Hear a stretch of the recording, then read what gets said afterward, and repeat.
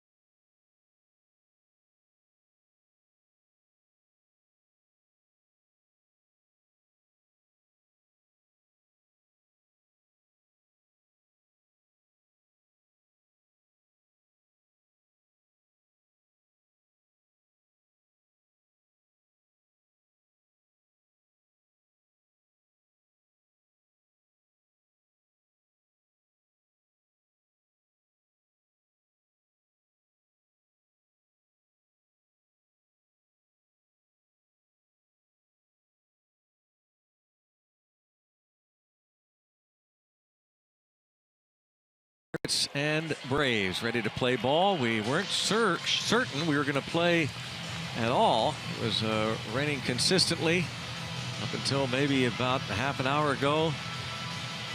Took the tarp off. Grounds crew has it ready, and according to our traveling meteorologist, we carry one with us on our trips. We're told that we're clear until midnight. A RAV4 starting lineup looks like this.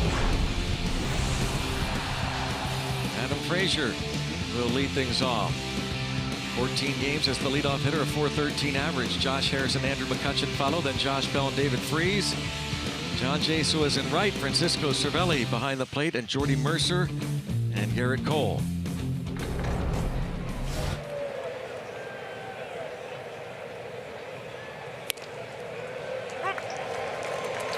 Mike Foltynewicz starting for the Braves. We saw him opening day at PNC Park. 2-4, 4.10 ERA, 8 games. One of those games in relief. Well, thought he had another hit, as he's just been spraying line drives all over the place. Dansby Swanson able to make the play. Adam Frazier is retired. Yeah, no surprise. Adam Frazier with another hard hit ball. Just smile a little bit. On the defense, new first baseman Matt Adams. Brandon Phillips is at second. Dansby Swanson, you just saw him at short. Rio Ruiz is at third. Matt Kemp, Ender Inciarte, Nick Markakis in the outfield, left to right. Tyler Flowers catches Mike Foltynewicz.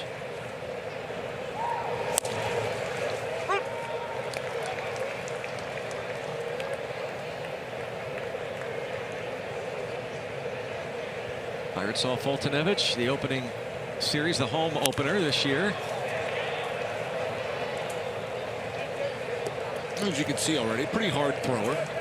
Averages around 95 miles per hour. Mostly fastball, slider. He'll mix in an occasional curveball or changeup.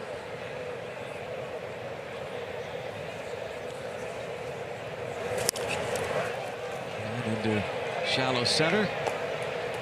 Inciarte.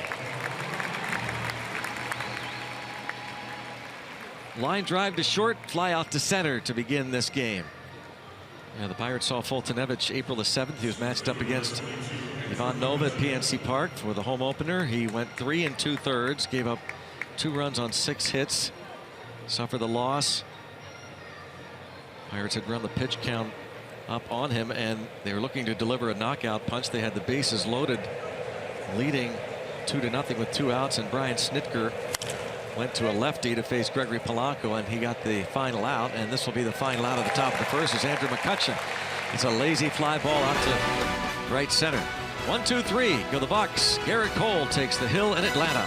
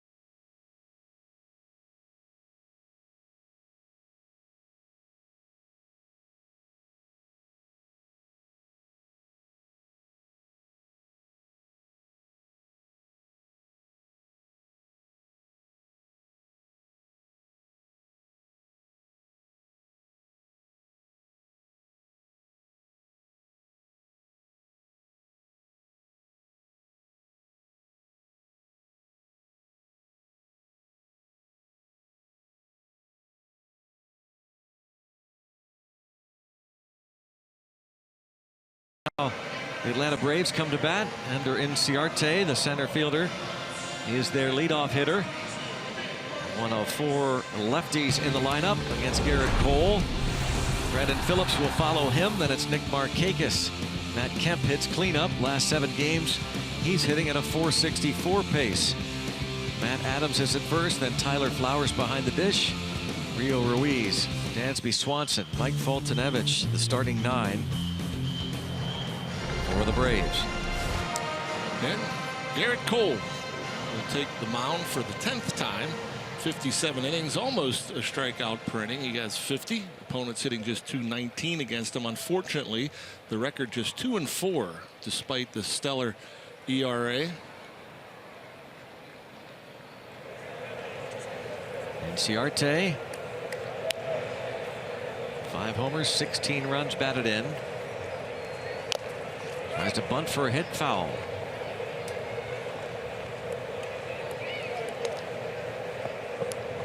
Garrett Cole got that win against the Nationals on Thursday, his first win in a month.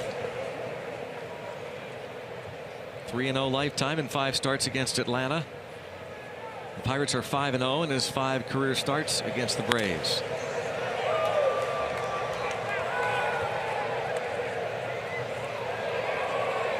Phil Cuzzy calls the balls and strikes.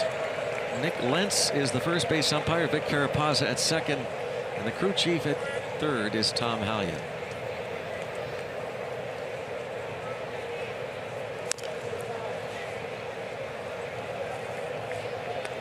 To an Inciarte. Trying to get the lay of the land here. But for Garrett Cole, no matter, he'll pitch his same game. Interesting looking ballpark. Cozy. 41,149 the capacity here. They opened up this year after 20 years downtown at Turner Field. Of course, Fulton County was located in that area as well, so for the first time they move out of the city itself. Well, that didn't miss by much. 2-2 on the Ender Inciarte.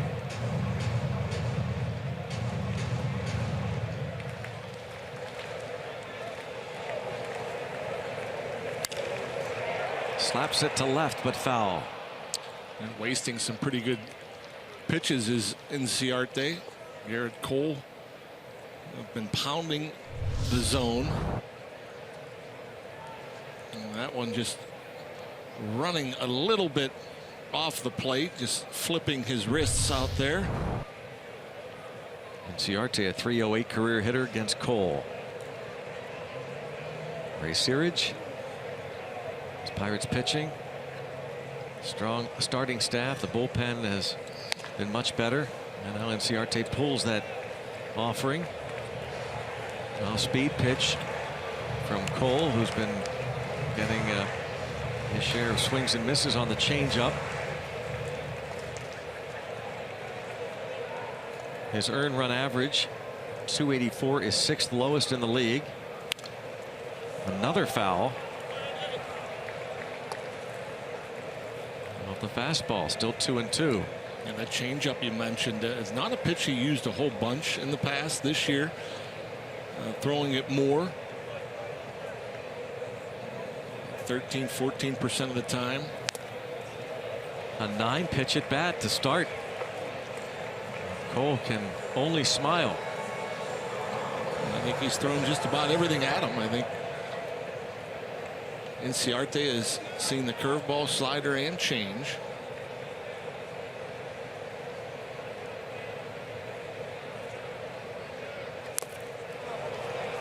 Oh, well, that ball you could see, great camera angle. It hit the ground, but the home plate umpire, Cuzzy, called it a clean pick by Cervelli, but right away he checks with Tom Hallion, and Hallion says no, that hit the dirt. Isn't that interesting? Because that happened to the Pirates in Arizona. It's happened several times, and we always wonder, first of all, why don't they ask the umpiring crew if there's ever a question? Why don't they appeal? And then the other thing too is, at one point the Pirates didn't even. I don't know who it was at the plate, but the Pirates. Bell. Yeah, Josh Bell. Jose Osuna. Yeah, they didn't come out and say, "Wait a second, let's get some help here." Yeah. And pays dividends. A base hit to right center.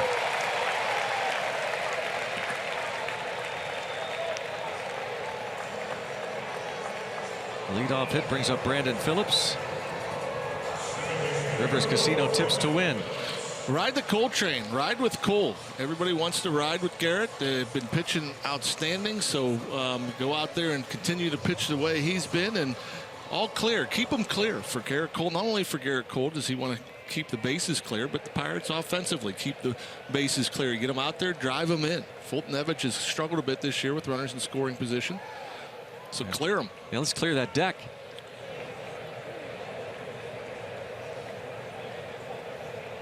Here's Brandon Phillips.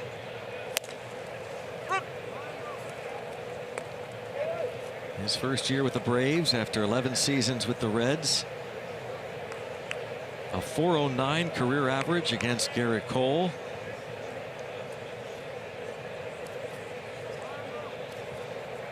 Inciarte has 9 steals in a dozen attempts. They will try and run on Cole.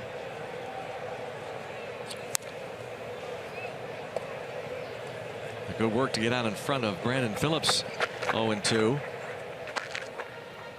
Brian Snitker, 41 years in the Braves organization, took over last summer on an interim basis, and then the players really lobbied to keep Snitker. Well, the Braves decided to do just that. First full year managing the Braves in the new ballpark.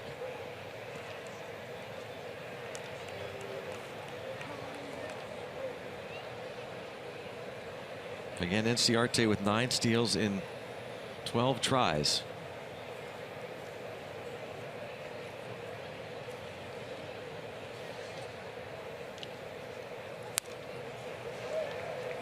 And it remains 0-2. Cole had a no decision against the Braves. The finale of that 3-game series sweep at PNC Park to open up the home schedule. A game the Pirates won in 10 innings. Cole started, went 6, gave up 3 runs. Freddie Freeman was 3 for 3 off Cole in that game, including a homer.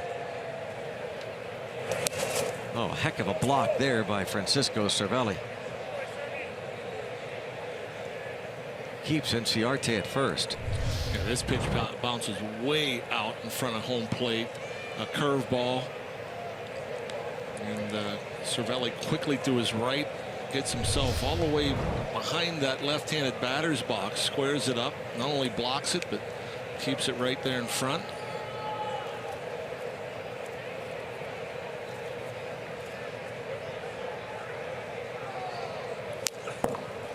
Boy, a lot of foul balls already. A little half swing. I don't know if there's been a swing and a miss yet. Tried to go in. Missed well off the plate away, and somehow Brandon Phillips able to waste it.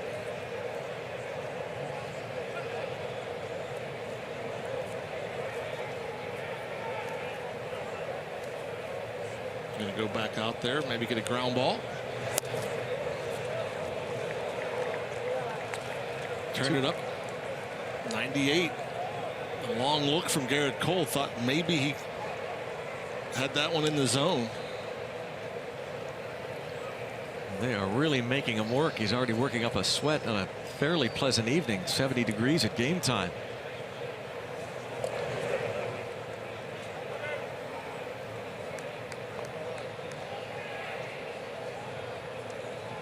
Cole's last start 7 strong against the Nationals. 1 run on 3 hits.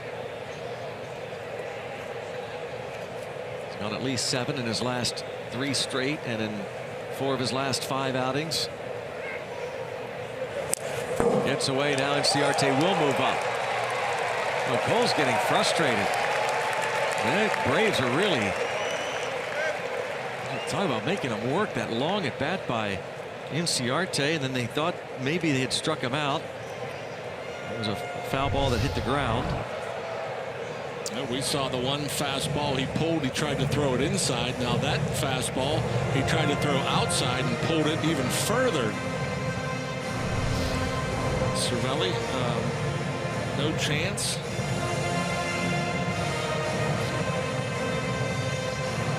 Don't see that much from Garrett Cole in his fastball to miss his target by that much.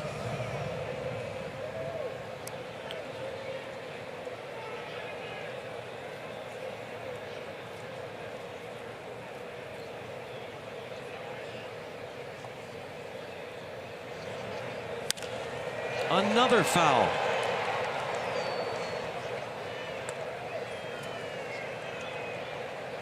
.97 miles per hour. Phillips fouls that pitch away. Brandon Phillips will turn 36 years old next month. Acquired in February after Sean Rodriguez, the former Pirate who had become a free agent and signed a deal with the Braves. Sean Rodriguez was going to play second base probably just about every day, but he and his wife and 2 of their 4 children involved in a very serious car accident in Florida over the winter, and thankfully long term they're going to be okay. But Sean Rodriguez suffered a severe shoulder injury, required surgery, and done for the year. So the Braves acted quickly and acquired Brandon Phillips. A shame for Sean. I mean, finally getting an opportunity to play every day, it looked like. Another foul. And Phillips is in the kind of block mode, just looking to hit the ball to the right side. The last couple of foul balls after the wild pitch, and really trying to stay inside it, hit it to the right side to move the runner up 90 feet.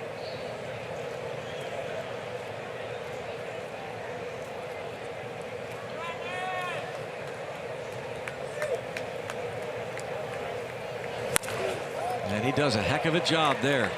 Brandon Phillips, my goodness. 21 pitches the first 2 batters. And the teammates appreciate that unselfishness, that do whatever you can to move that guy up, take care of the guy behind you, give him a chance for an easy RBI. No selfishness there whatsoever. A guy that's been around a long time, 1,900 hits in his career, and just gives himself up.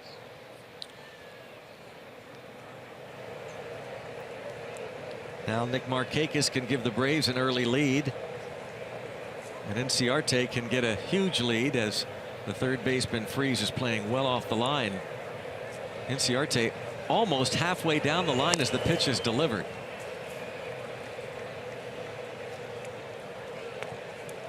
And you know, Garrett Cole is not going to just give in and concede this run. As you see the walking lead, Inciarte at 20 feet, maybe more. How meaningful is that, though? I mean, there's not anything you could do, really. Right. I mean, it's a situation where, you know, they'll keep an eye on David Freese, and he can take as much as David Freese allows him, which he's doing. Yep. But I mean, you're always told at third base, especially less than 2 outs, you don't want to get off any further than the third baseman in case there's a line drive right at him. You have to beat him back to the bag, and so you have that much room. Markakis 0-2 count. And Ron Washington's just watching Freese. You know, and that's the job of the third base coach in that situation. So, you know, if Cervelli were to want to try to put on a pickoff play with David Freese, you know, you'll see Ron Washington, as Garrett Cole's delivering the pitch, he's looking at Freese to make sure that there's no cheating going on, that he's not sneaking over there, and then he'll yell at Inciarte if Freese tries to sneak over. Oh, pop up. Garrett Cole's going to get Markakis to pop up, and Mercer will make the throw to the plate, but no chance for Inciarte. He does draw the throw, and a big second out for Cole. Yeah, we know he's not going to try to just concede. He figured either go for the strikeout or the pop up. That was a breaking ball where he missed up in the zone. It ties him up. And a veteran like Markakis, very surprised that, you know, he's not a power guy. He doesn't have a ton of extra base hits. He hits a lot of singles. The infield's back. You'd think he'd be able to just get on top of the ball, take that easy RBI. Maybe a little greedy, wanted the sac fly instead.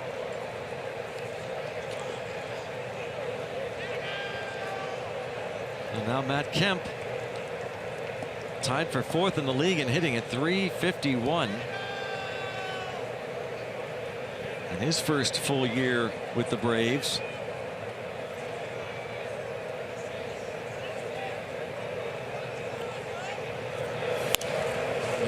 you think now that Freddie Freeman's out for at least a couple of months, this is the guy that you probably circle and say, here's the guy you don't want to beat you. The big numbers, the average up there, homers, 25 ribbies. Off speed 0-2 now on Matt Kemp. And change up. Braves with Matt Kemp and without him since they acquired him last summer. With Kemp playing over 500 ball without him. They miss him badly, and they will certainly miss Freddie Freeman, who was having maybe the best season of his career. Hit by a pitch last week against Toronto, and out for maybe 8 weeks as Matt Adams then was acquired on Saturday from the Cardinals. Made his first start yesterday. 1 ball 2 strikes. Freeman was in the top 10 in hitting, led the league in home runs with 14. Tops in on base percentage and slugging as Kemp lays off the breaking pitch from Cole.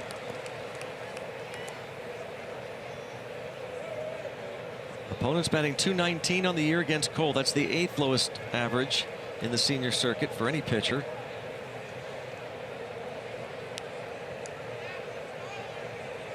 Any starter. Man, that's a good take. That's a tough take right there. I mean, that's a hard slider, 89, and the whole flight. Look, it's a strike. It's a strike. It's a strike. It's just at the very end it breaks off the outside edge, and you know, with the velocity of Garrett Cole, I mean, that's a heck of a take right there. That's recognizing speed and spin. Wow, got him with the changeup, looked like Matt Kemp. So Cole does a heck of a job keeping the Braves off the board. 0-0 after 1.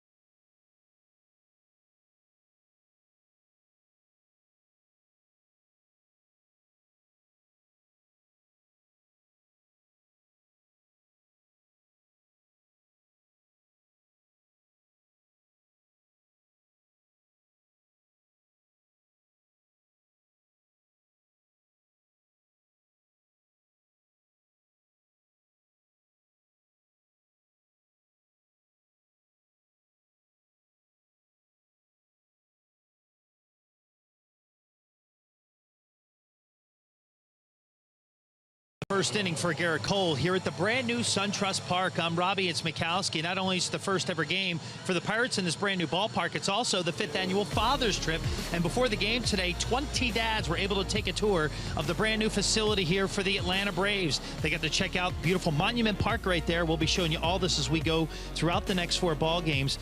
A hosted tour from a bunch of the fathers right there, which was really a cool experience. Clint Hurdle said this is something that never gets old. It's something he tried to begin in 2009 when he was the manager of the Colorado Rockies, but the reason why he didn't do it, unfortunately, he was relieved of his duties as manager, but he's quite happy to continue that tradition here for the 5th year with the Buccos. And guys, I'm headed up to the fathers section in just a little bit. We hope to bring you some words from some of the dads about how much fun it is. We'll be checking back in with Robbie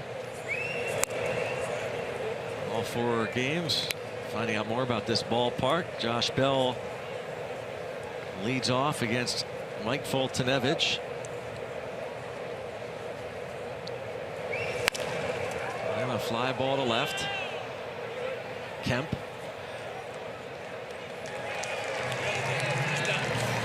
Four balls in the air. Foltynewicz got Adam Frazier to line up. Got 3 straight fly balls. Yeah, they were taking the tour earlier today.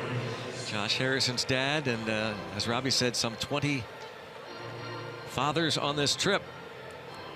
Taking in, what somebody said it was an hour and 45 minutes, that tour. Something like that, yeah.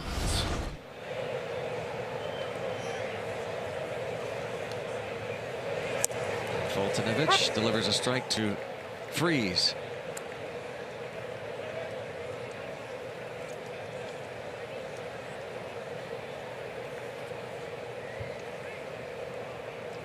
David Freeze was hit by a pitch with the bases loaded in the 6th inning yesterday by the Phillies starter Aaron Nola, and that produced the game's only run.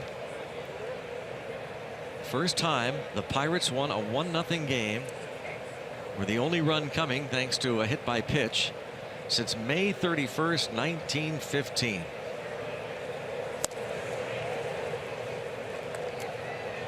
Yeah, that's crazy. Bill Hinchman was hit by the Cubs' Jimmy Lavender with the bases loaded. May 31st, 1915.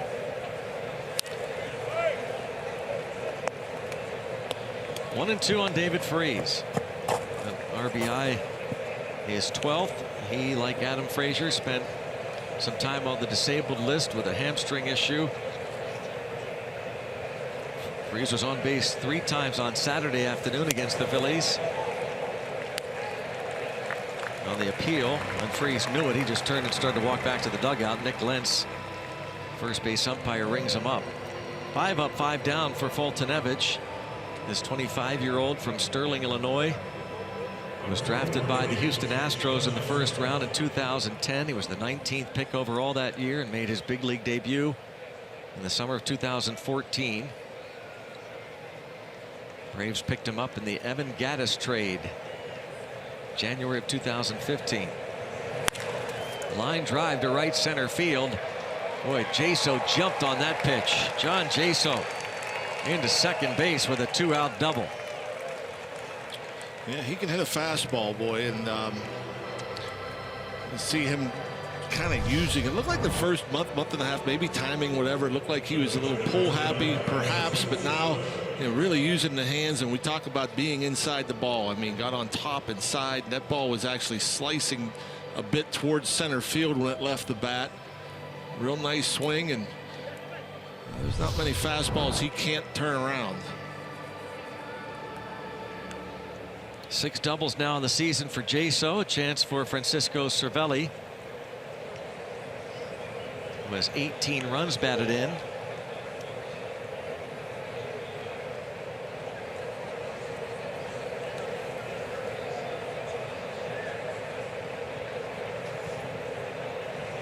Cervelli had his first home run of the season against the Braves at PNC Park, that home opener on April the 7th. The game that Foltynewicz started, but he hit it off relief pitcher Josh Comenter.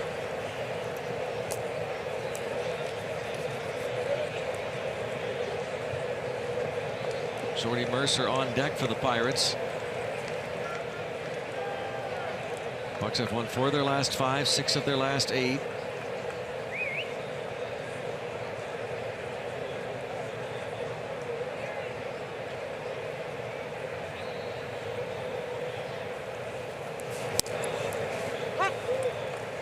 Checks takes 0-2.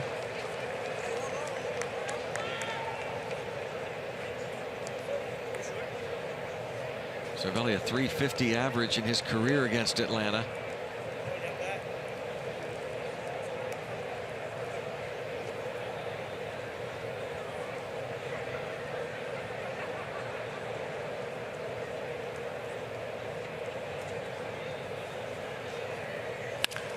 Hit it hard, but right at Ruiz.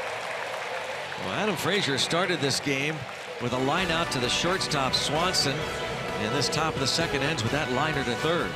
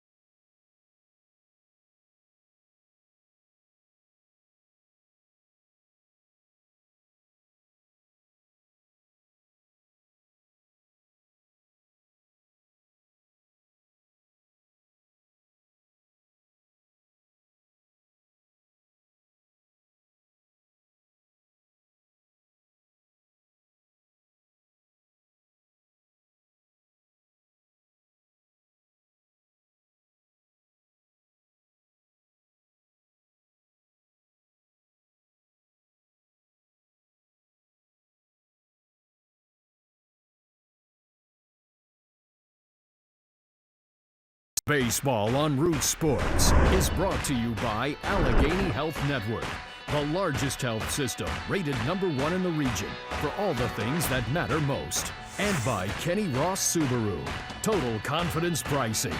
Let's go Bucks!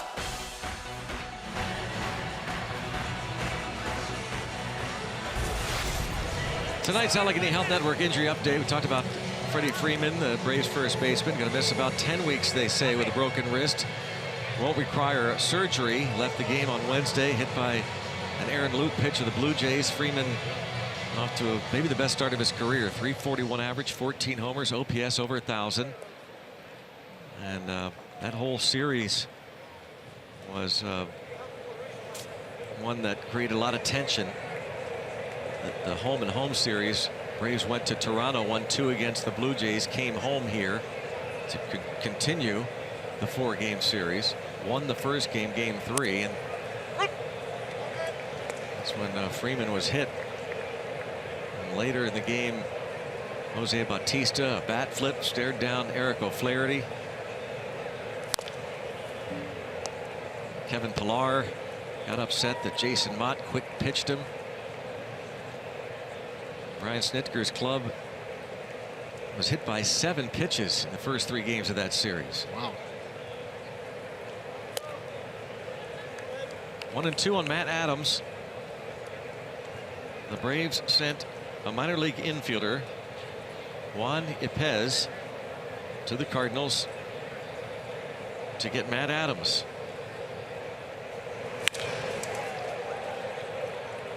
And he'll be retired on the ground ball to second. He was 0 for 4 in his debut yesterday with 3 strikeouts. Here was the left-hander's pitch loop, and you could see. Well, John, what do you think? You know, you see that fairly often. We saw that with Paul Goldschmidt a couple years ago when he broke his wrist. His hands actually were going to the ball. If he turns the shoulder in or lifts his hands, but you know, he obviously didn't pick the ball up right away and didn't recognize that the pitch was that far off the plate. If he doesn't start his hands to the ball, it doesn't hit him. And I mean, that happens frequently, though. We've seen it with Marte a bunch. So it's hard to say to suggest that that was a purpose, right? No, I wouldn't think there's intent, but in this day and age, it doesn't matter, I guess. I mean, because you know, Andrew McCutchen wore one in the back the next day on a third pitch of an at bat. Well, as we said an inning earlier, the Braves hit Devin Travis with a pitch in the top of the 6th inning. I think hit him shin.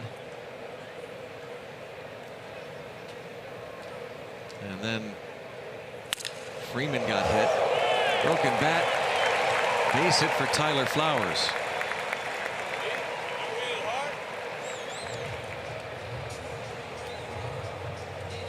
These catchers for the Braves swinging the bat a little bit. Flowers over 350. 465 on base percentage, and that's tops in the major leagues for anybody that's had 100 or more plate appearances. I mean, the two, Suzuki and Flowers, combined with 28 RBIs. Turned out to be a good combo for Atlanta behind the plate. Now Rio Ruiz.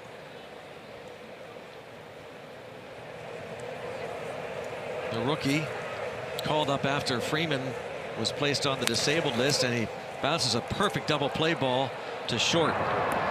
Mercer to Harrison to Bell. 2 complete, game 1 of the 4-game series. 0-0 Bucs Braves.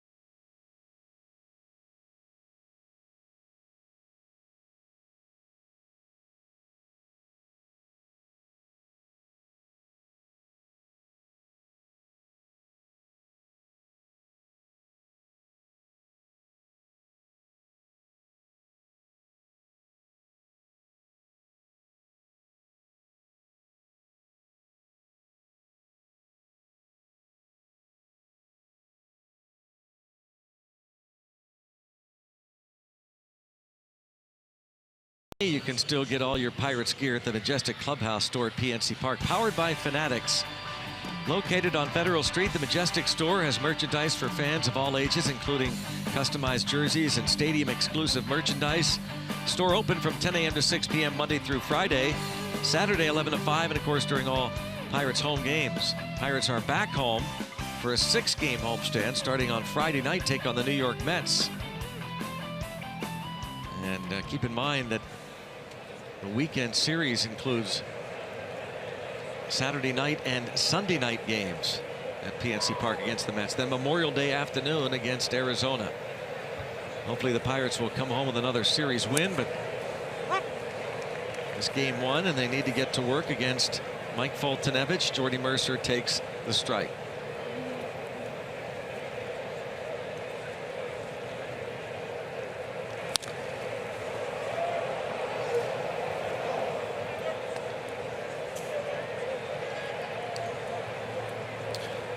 Good career numbers against Atlanta. Foltynewicz starting off this game with some urgency. He's very quick, right back up on that pitching rubber every time he gets the ball, looking in for his sign, working fast. Lines it into center field. Perfect. Jordy Mercer, the leadoff man, on in front of Garrett Cole. Now Cole will do his very best to sacrifice him to second, you would think. At the end of the last inning for the Pirates, there was a pitch that he made a mistake with 2 strikes. He does it again here, a hanging slider. Even though it's on the corner, when that ball's up around the belt, that's good hitting for a guy, for any hitter really. Jordy Mercer does a nice job staying on it, going up the middle. That's good hitting. And Cervelli got a 2-strike pitch pretty much up middle that he lined out hard to third. Well, thought he'd be bunting. He's not. He's swinging. This has been something the Pirates have been doing more and more lately for whatever reason. And I assume, I don't know, I assume it's the pitchers doing it on their own.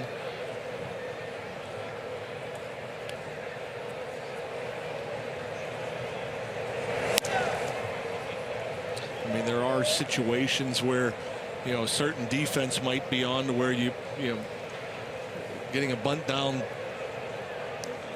is going to cost you in terms of the leadoff man or the base runner getting forced out if you have a first baseman lead early. We saw the new play the Cubs played with Rizzo playing way in, the third baseman charging. You bunt into that, good chance there's a double play. Not only are they getting ahead the base runner, the lead man, but a potential double play. So I could see swinging in those situations.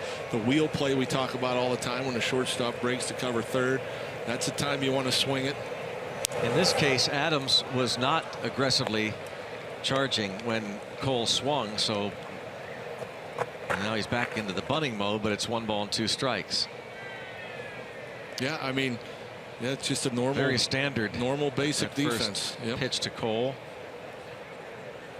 Maybe missed a sign.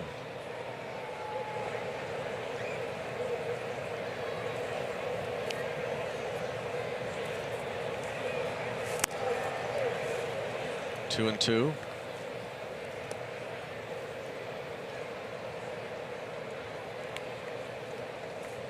Third base coach Joey Cora runs through those signs for Cole.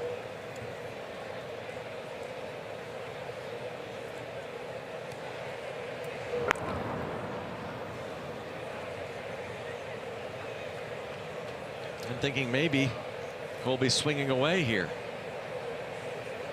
See what the Pirates do. Looks like he's going to square. Gets it down. Sacrifice. 1-4. Nicely done. Sometimes pitchers will try to throw a breaking ball up there thinking it would be harder to get it down, and Fulton-Evich threw Cole breaking ball that kind of stayed in the middle and placed it perfectly on that first base side. And there's a curveball up middle of the plate. Well done.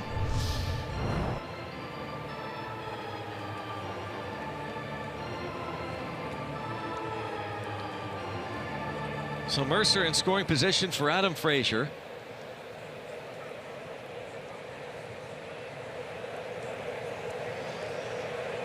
Frazier lined out to Dansby Swanson, the shortstop, leading off the ball game.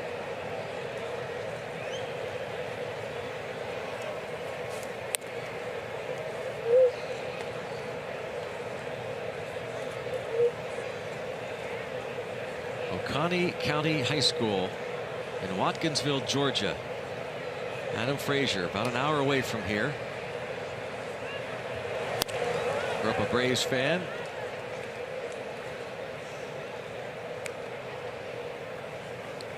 And here he is, the Pirates' leadoff hitter. And one of the hottest hitters going the past week.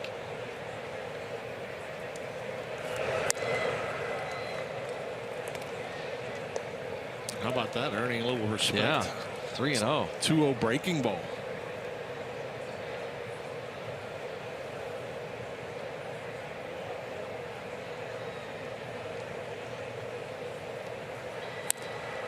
A 4-pitch walk. They'll take their chances with Josh Harrison.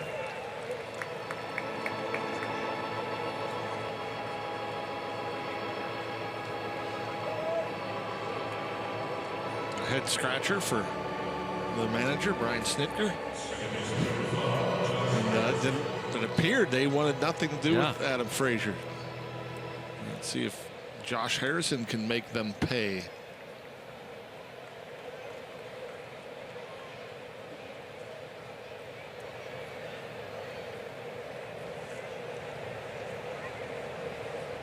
Fulton-Evich has walked 13 batters in his 44 innings.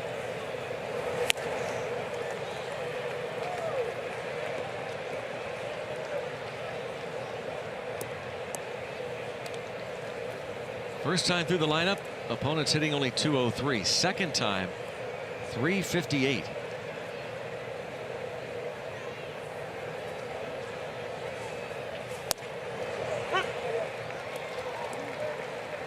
Took a little off of that curveball, borderline pitch, outer part of the plate.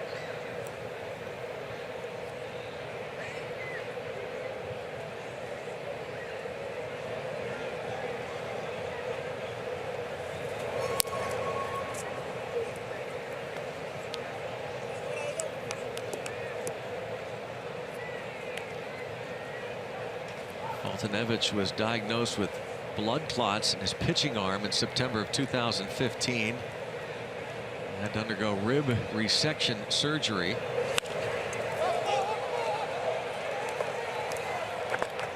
Oh, they had a chance for an out there if Flowers recognizes where that ball was popped up. Yeah, very late break.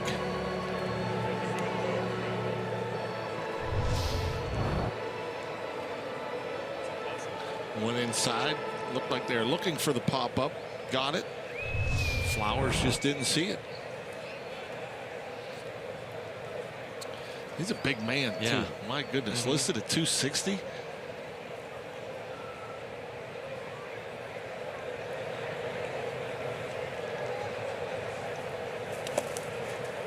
Excellent block from Flowers there. Keeps Mercer at second. There are 2 outs. 1 out, rather. 2-2 count now on Josh Harrison with 1 down.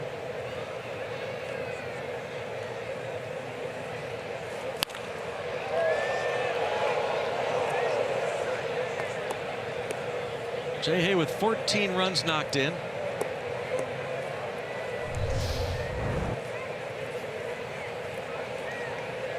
Change up out in front.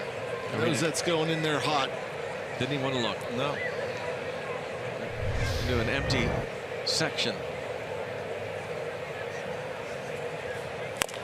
High chopper. Swanson. Boy, that's a good looking play by Swanson, but his throw is past Adams, so the Pirates will take the lead. Just thinking that if Freddie Freeman's over there, that's a tough pick, John, but Freeman's one of the best. Nothing against Matt Adams. A tough hop there from Swanson. The Pirates take a 1-0 lead. I don't think Matt Adams is going to win any Gold Gloves, but I mean, for a shortstop at the big league level, this isn't a tough play. I mean, that's kind of just catch and throw. I mean, you're on the run, yeah. I mean, but it's a, maybe 100-foot throw. He's on the grass when he releases it. Maybe just didn't get a grip. Maybe threw a changeup over there, but looked like he was in a bigger hurry than he needed to be. Yeah, I mean, there certainly was some urgency, and you need to get rid of it quickly. But typically, big leaguers are going to make a good throw on that one. They give Harrison a base hit, and no RBI on the error. And the shortstop, the rookie Dansby Swanson.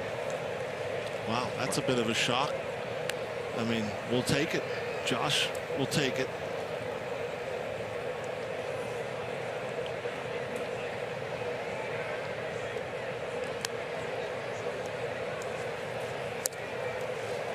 Now 2 men in scoring position for Andrew McCutchen here, and looks like the infield playing back. Yeah, you look to drive the ball, up until 2 strikes. With 2 strikes, then you just try to get on top, which will pretty much assure you an RBI if you stay up the middle.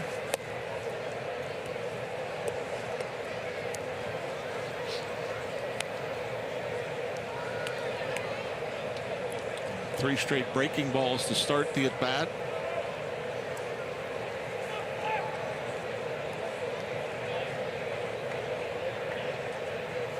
McCutchen hitting .250 with runners in scoring position. Oh, he got a good one to hit right there. I mean, that's a hanger. 85, elevated middle. You see this? That's not anywhere near where he wanted to leave that. He's lucky he gets another crack at that Andrew didn't take that and hit it somewhere hard. That's to me his strength. Andrew McCutchen elevated out over the plate. He doesn't miss many of those.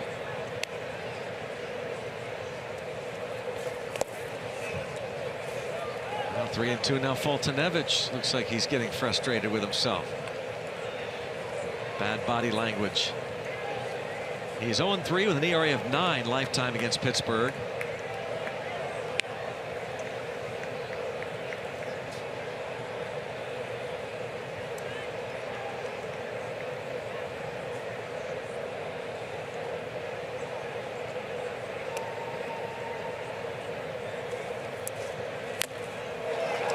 McCutchen strikes out.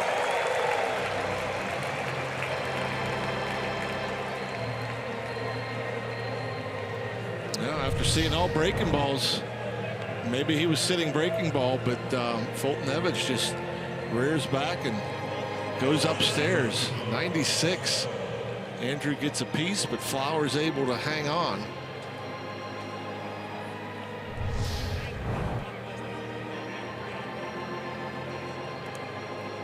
Well, it's up to Josh Bell now with 2 outs. Pirates had a golden opportunity right there. The infield back conceding at least a run, but now it'll be up to Bell to do it with 2 outs. He flied to left in the second.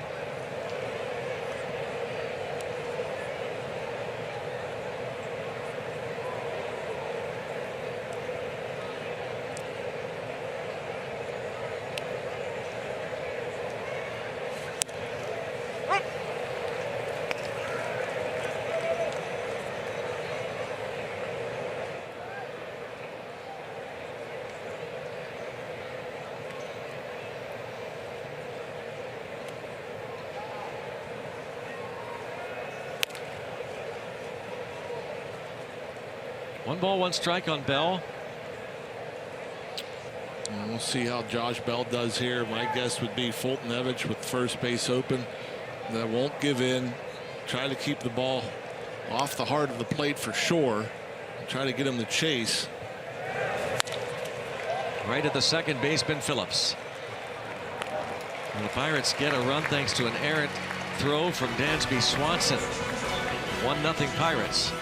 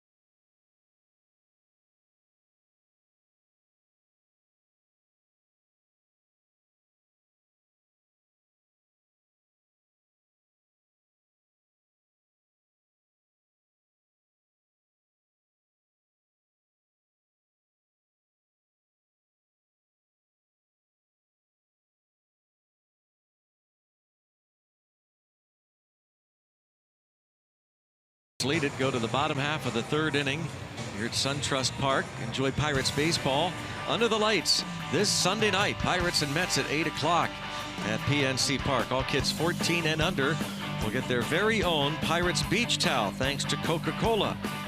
The Pirates and Mets Sunday night at 8. Go to pirates.com for your tickets. Get all youngsters 14 and under get Pirates beach towels. New York Mets in the National League East with these Atlanta Braves. Washington Nationals are 7 up on the Braves. Nats just took 2 of 3 from Braves took 2 of 3 from the Nats here over the weekend. Dansby Swanson has started to heat up. 359 average his last dozen games. 10 RBIs, 8 walks over his last 12 ball games. His former #1 overall pick out of Vanderbilt in 2015. Grew up in the area.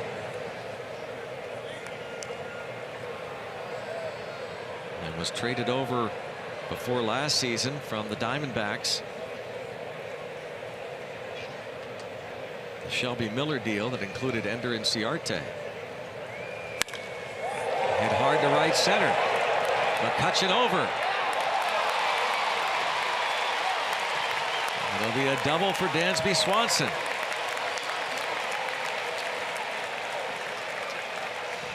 Yeah, that ball took off. That ball was crushed, hit hard, and you see the power of the shortstop for the Braves, Dansby Swanson. That ball obviously had some good velocity from Garrett Cole, but a nice looking swing, a line drive. Gets to the wall.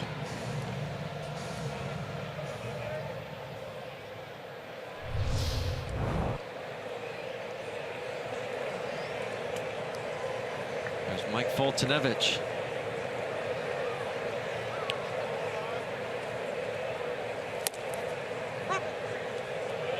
Josh Bell can be very aggressive. He is.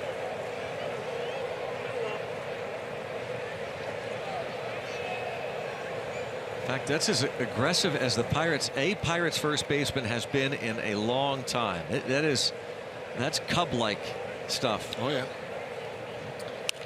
And look at this. Yep. You know, we were wondering why more teams don't do that, to be honest with you. At first base, yeah. I mean, you don't have to hold a runner on. Get in there. Yeah. You know, if they make the mistake of bunting it to that side of the field. But John, more players do those mistakes, so why not do that? I have no idea. I mean, this is the first time the Pirates have done this in forever. Yeah.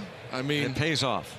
And again, and we see more and more of this from bunters, that they don't bunt directionally. If you bunt the ball to third base, it should easy. be meaningless what he's doing. Yeah, it doesn't matter what Josh Bell's does. It should be, but the point is, because so many mistakes are made in that regard, and this base hit will tie the game.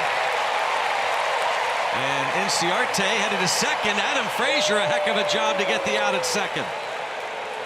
It's a 1-1 game, but Frazier guns to Harrison to tag out Inciarte, who's going to remain at second base. They're going to check it.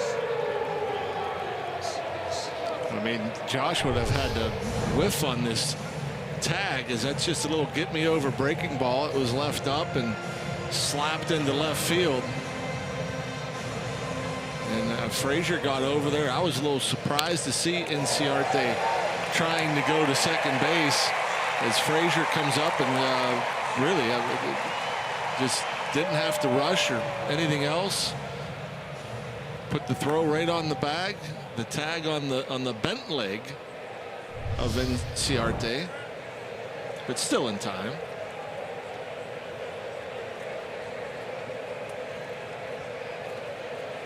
So it's 1-1 and a strike on Phillips.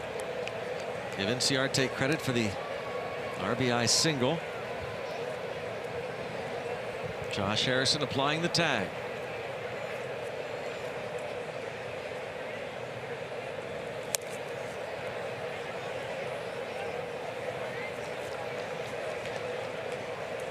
One and one on Phillips.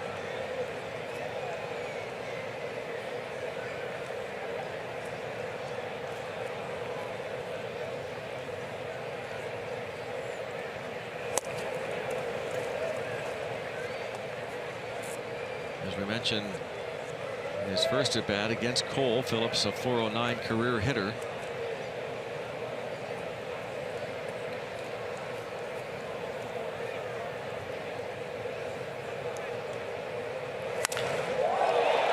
It's this one deep. And Brandon Phillips has given Atlanta the lead. Just his third of the year. 2-1 Braves.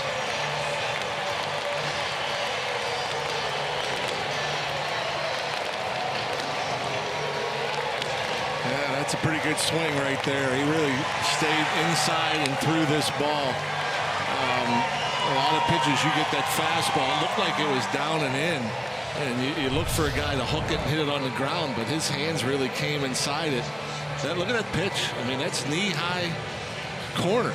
And you expect a hitter to roll over that most times. And see a little off balance coming out of the box. But, yeah, that's not a pitch a lot of hitters can hit in the left center field like that. It's like Miguel Cabrera-like. He really likes to take that fastball in and stay inside it, drive it that direction. Markakis, 1 ball, 1 strike as he fouls that pitch off.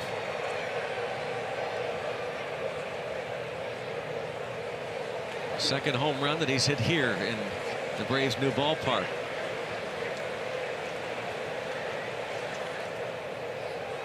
It's the 8th allowed by Cole this season. Frazier in left for the final out. A double to start the inning. Ciarte, the RBI single. Brandon Phillips gives the Braves the lead.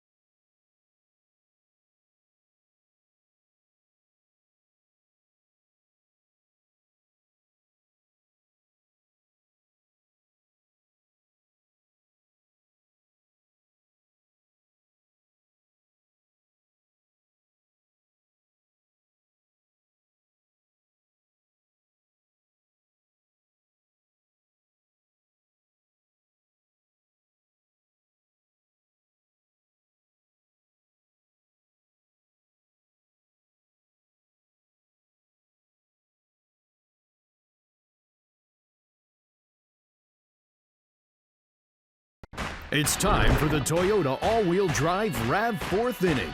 Toyota, what drives you? Well, now Atlanta leads 2-1. The solo shot by Brandon Phillips off of Garrett Cole. And Garrett Cole not pleased, heading back down the visitors' dugout.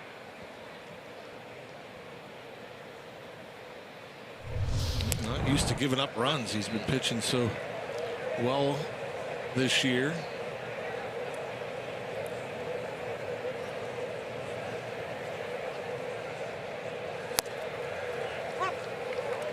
David Freese starts his top of the 4th inning with a couple of strikes.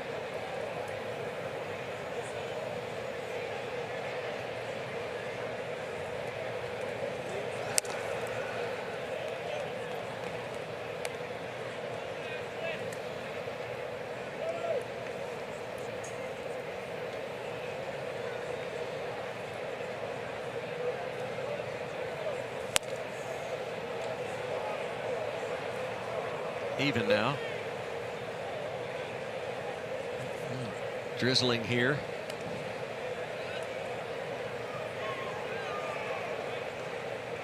Not raining hard enough to affect the ice cream consumption.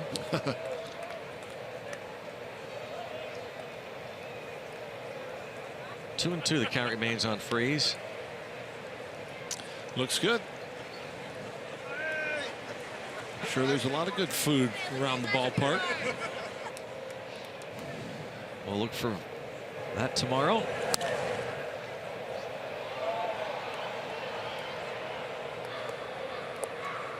Two and two the count.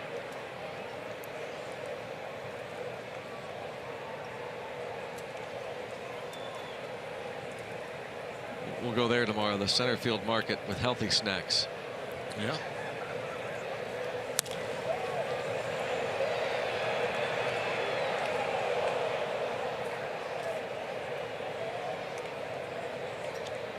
Some kale chips. There's the chop pass.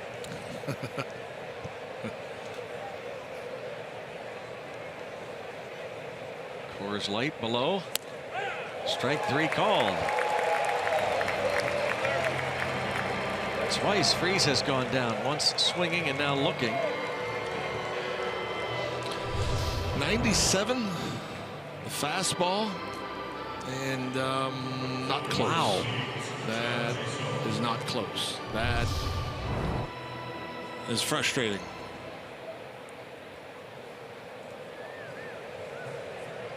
Phil Cuzzy behind the dish. John Jaso ripped a double into the right center gap in the second inning against Fultonevich. Barrel Automotive League leader, 48th player in Major League history with 200 career home runs and 200 stolen bases. You find his name atop many of the Reds' all-time batting leaders. Brandon Phillips still going. He's going to turn 36 years old next month, and Braves able to pick him up. And he accepted the deal after apparently turning down some trades the previous couple of off seasons.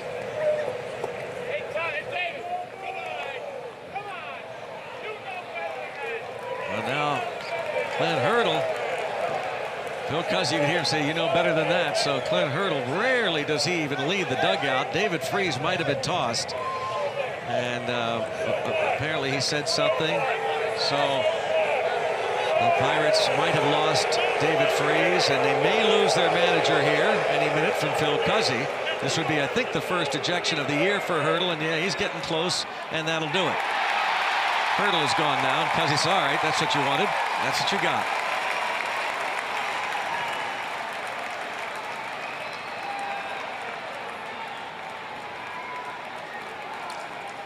So it looks like the Pirates have lost David Freese and Clint Hurdle, and for the first time this season, Tom Prince will serve as acting manager. Freese will take his cap and glove into the dugout. Phil Cuzzy tossed him. And then Clint Hurdle also goes. Yep. And my guess is, you know, the way we saw Freese head down the dugout and down the steps, probably looked at a replay to make sure that his eyes weren't deceiving him, because he knew that pitch was outside, and then I think he probably came back and said something. This is what probably Freese looked at in the Pirates clubhouse on replay. And that's quite a bit off the outside edge.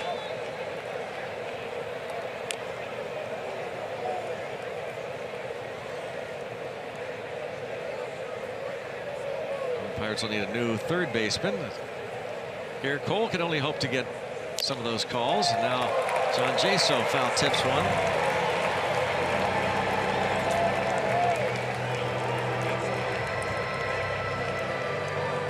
Fourth strikeout for Fultonevich. Seemed like a pretty quick hook, though, as far as Cuzzy and Freese. I mean,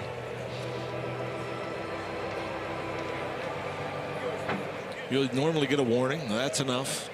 Something along those lines.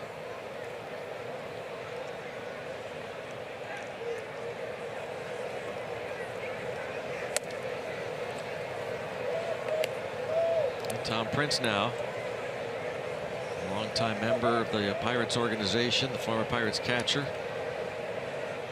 manages this Pirates team for the first time.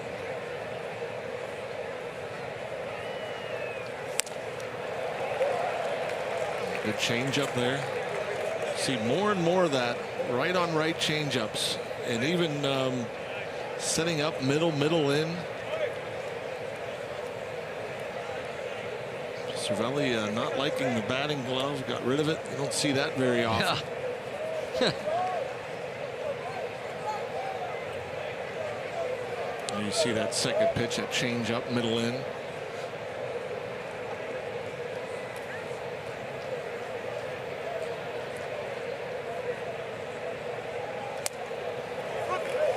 That's a pitch that David Freese was unhappy about, and it doesn't look like Francisco Cervelli's happy about it either.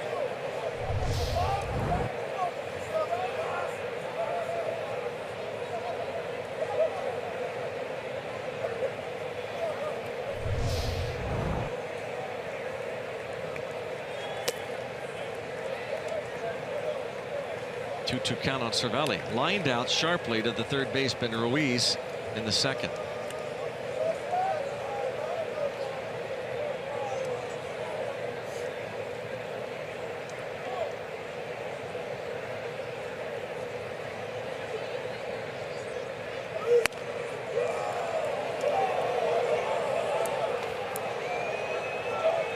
Some Braves thought that it was going to be it.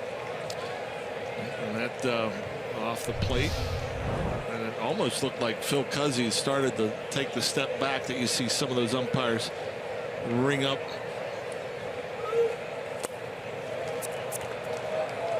So Cervelli draws the 2-out walk. Second for Foltynewicz. 14 walks, 36 strikeouts in his first 8 starts this year for the Braves.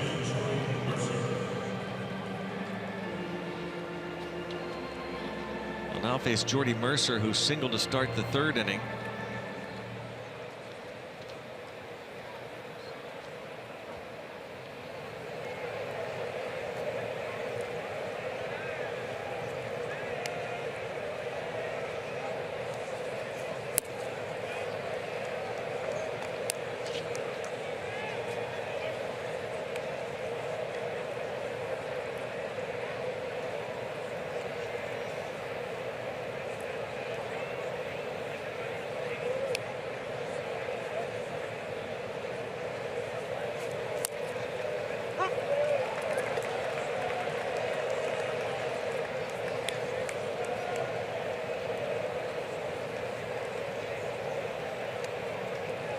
One ball, one strike on Mercer.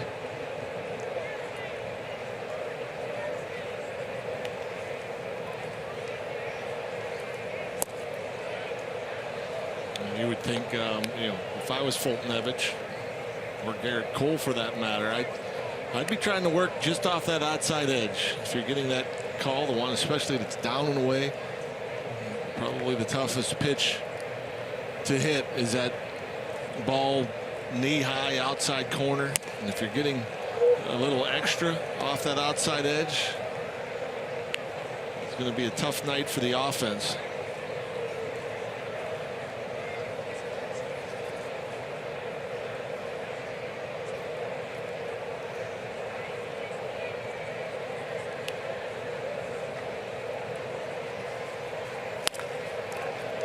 Off the glove of Ruiz.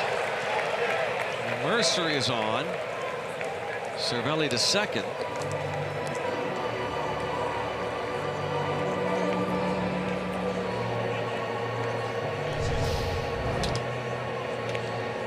We'll roll over.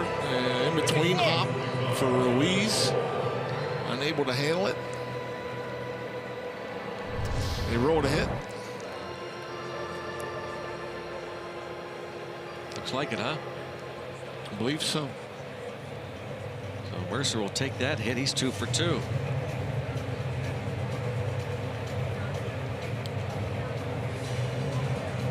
Tyler Flowers went out to talk with Foltynewicz with a runner at second, and now Mercer at first, and Garrett Cole sacrificed Mercer into scoring position last inning. Now he will be swinging away.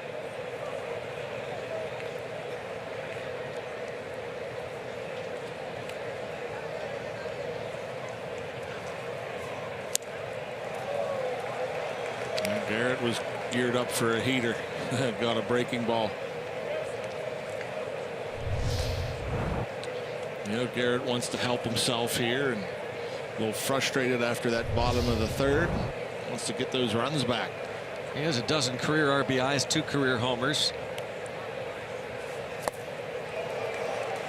But looking bleak at the moment, 0-2.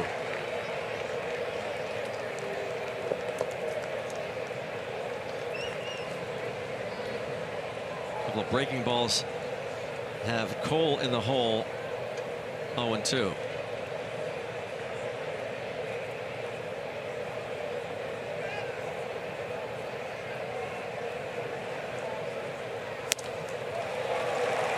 Strikes. Pirates lead a couple. They're down a run, head to the bottom of the 4th.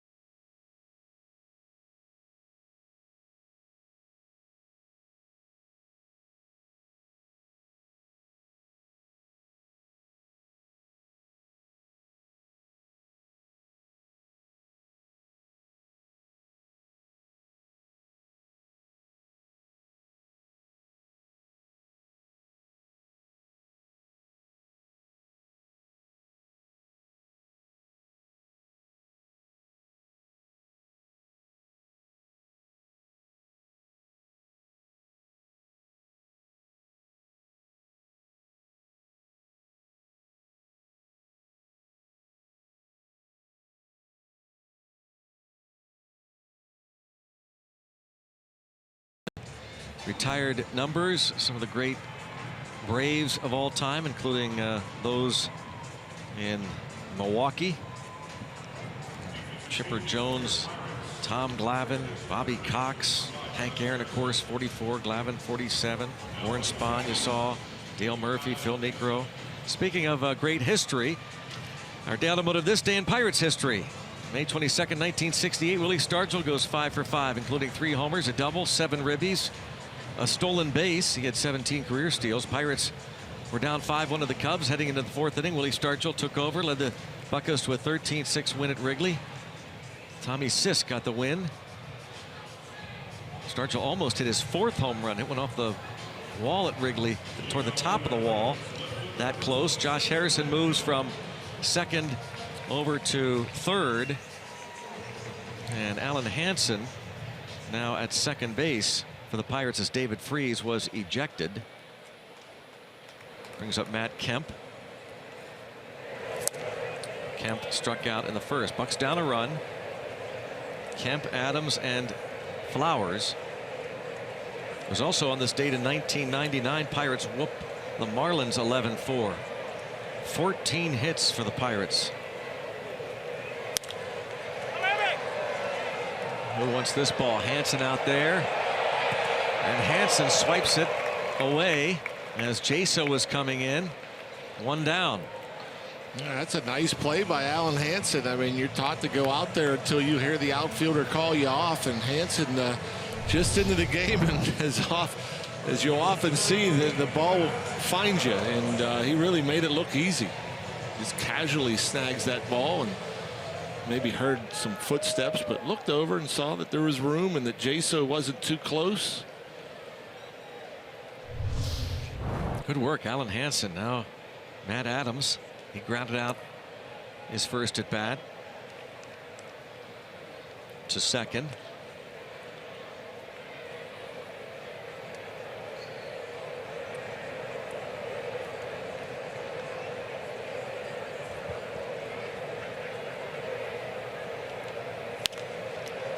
One ball, one strike on Adams, playing in his second game in a Braves uniform.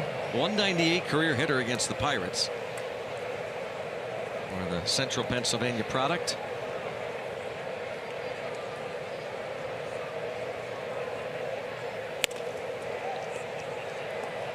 One and one. Yeah, also on this date, Pirates beat the Marlins May 22nd, 1999. 14 hits against 4 different pitchers. Ryan Dempster started for the Fish.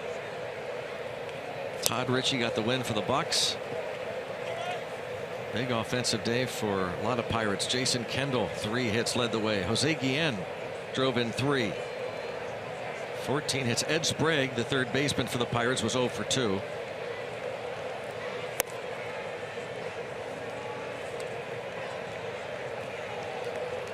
Three and 2 the count on Adams. I was looking up that Ed Sprague year. Boy, he had the worst fielding percentage of any third baseman in the league. And there's a base hit for Adams, his first hit as a Brave. Adams came in hitting .269 with 1 homer and 7 runs batted in. And just 52 at bats, but he's going to play every day now that Freddie Freeman is on the disabled list, and he's thrilled for that opportunity, even though it means he leaves the only organization he's known, Cardinals. The spray charts must have Adams hitting the ball all over the place. A little surprised. Kind of both his at bats kind of played him straight up, just like a regular lefty.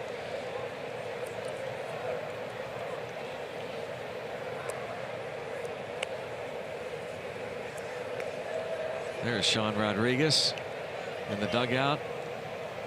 Serpico, good man. He was a great guy to have on this ball club. Nobody worked harder.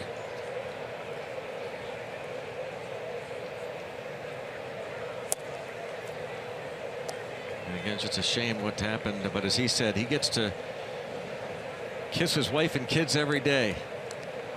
And that was something that he took away from that horrific accident where someone had stolen a police cruiser and T-boned the family SUV. The driver of the police car, as it burst into flames after it hit Sean Rodriguez's vehicle, died. And his wife suffered some broken ribs, broken wrist.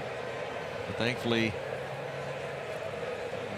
2 kids were okay, and Sean Rodriguez, they say he's out for the year, but he won't concede that. After seeing the video of that, it's truly amazing. I'm sure feeling very fortunate and blessed that the family's okay.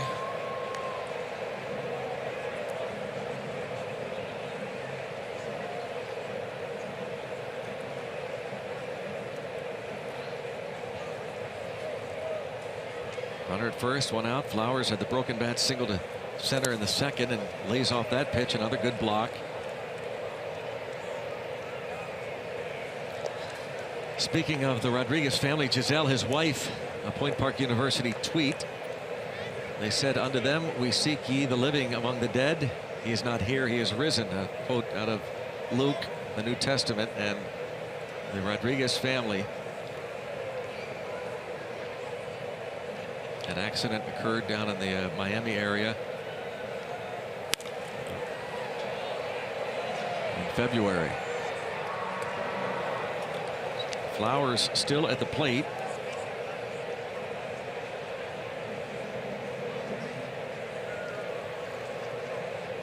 Discussed the good offensive numbers these Braves catchers have.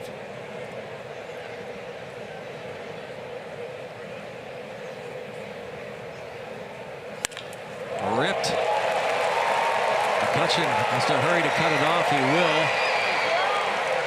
Does a good job of holding Flowers at first, keeping the double play in order, but Flowers is 2 for 2, and the Braves, who lead by a run, have an opportunity to add on. This ball hit right on the button. Fastball, not a bad pitch. Down outside corner. He stays with it. You see it looked like the ball was starting to hook maybe a little bit away from Andrew, but able to get over there, backhand it, get it in quickly.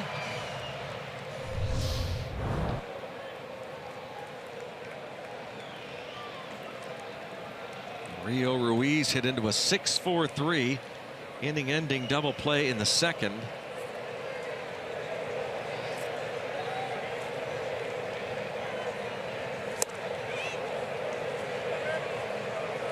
Maybe a little frustration behind that fastball at 98. Blows it by Ruiz.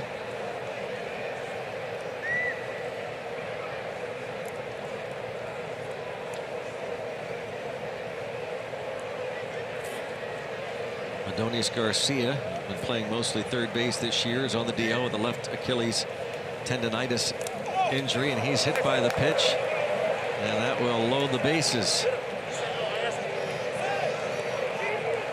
Well, Cervelli wants to ask the third base umpire if he swung. So Cervelli's asking for the appeal even before Phil Cuzzy does. Cuzzy then looks over, but Tom Hallion said he didn't offer at that pitch. It looked like it got him in the left shin.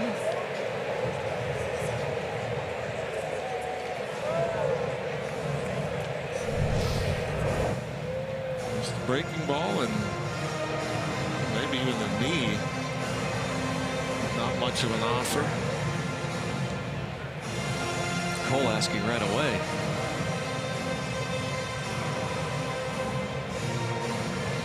There's not much of an offer there.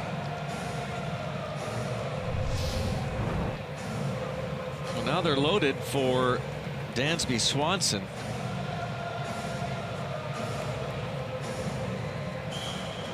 Talked about Swanson heating up, and he collected the double off the wall in the third inning.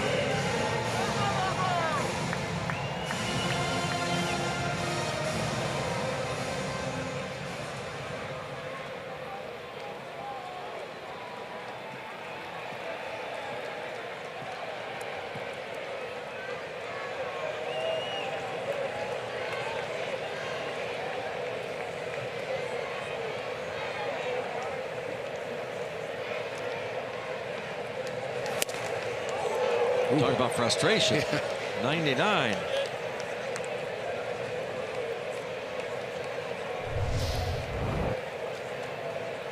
And just pretty much right there. Hit it if you can. Swanson 1 for 4 with the bases loaded this season. Deep, but foul. Oh, brother. He was geared up for it. That one at 97. Up and in.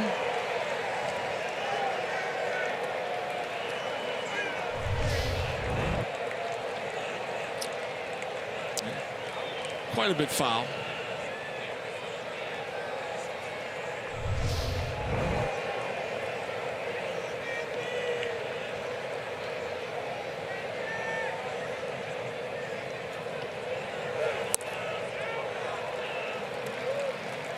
A little grunt as he released that curveball.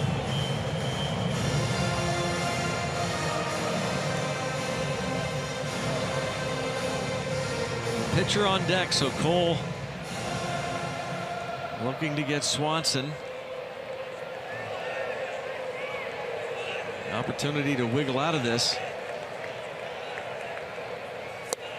And there's the second out, and a big one indeed. Just his second strikeout. Yeah, that's some kind of impressive though when you could just turn it up a notch and and get the big strikeout when you need it. The curveball, the previous pitch, this time the slider has a break just below the knees. Swanson out in front, coming up empty, so a great chance here to get out of it.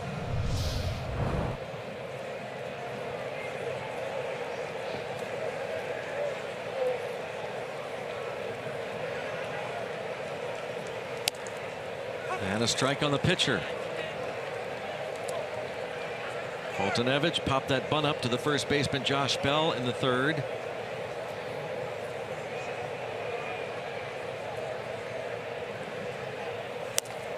Two strikes on him.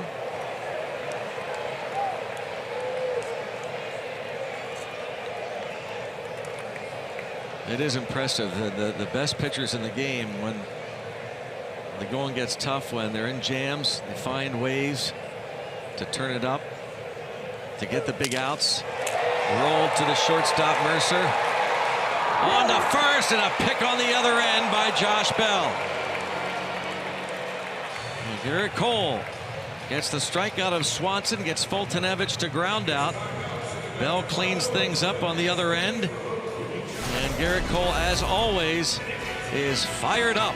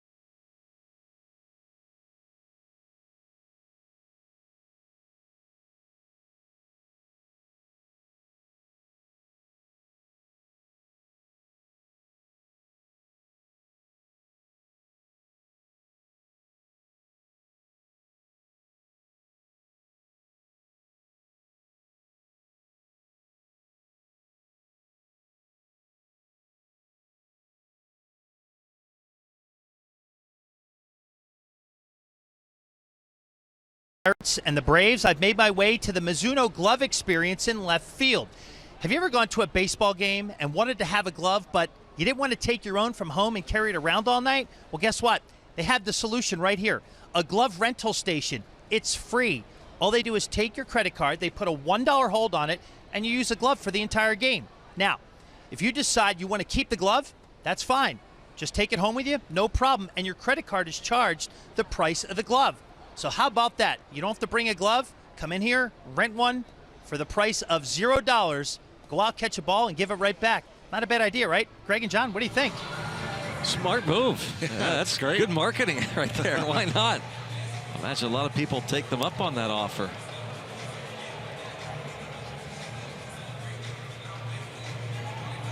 Mizuno station, and yeah, they're busy.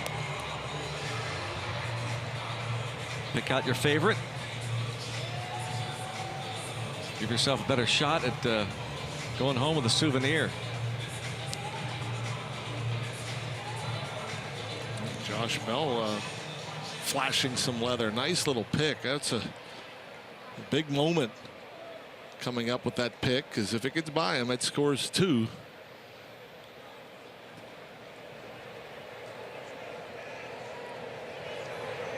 So top of the order, and Adam Frazier.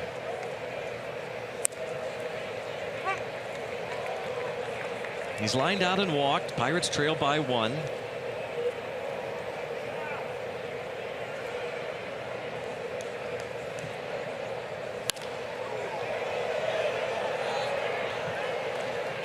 A couple of strikes on him, but that doesn't seem to bother him all that much. 2 strikes.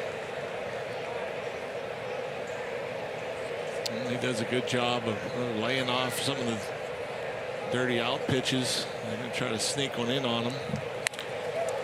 Line. Oh, almost a great pick by Adams, but the ball doesn't stick in his glove. So a base hit for Frazier. And we talk about it all the time, how he'll use the whole field. You pitch him away, he'll hit it away. You'd think with 2 strikes, maybe he's shortening up and he wouldn't be able to get to the fastball in. But, boy, he gets to that, too. Turns on it. Another ball off the barrel, which is 2 for 2 in that department. One right at the shortstop in the first. This one too hot for Adams to handle.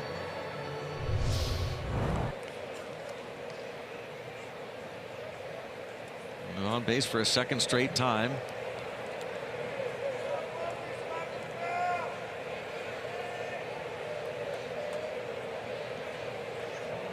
The leadoff hit.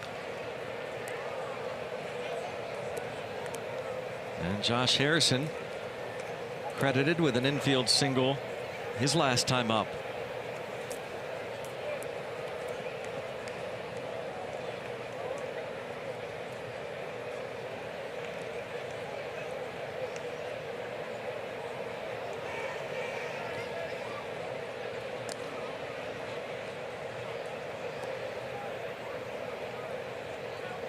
Frazier has attempted 5 steals, but he's been caught 4 times.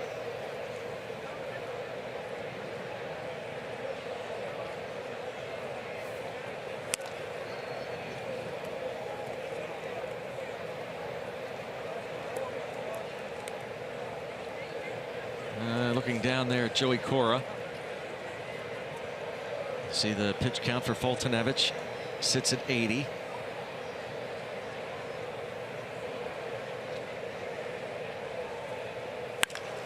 Hit hard, but right at the center fielder Inciarte. There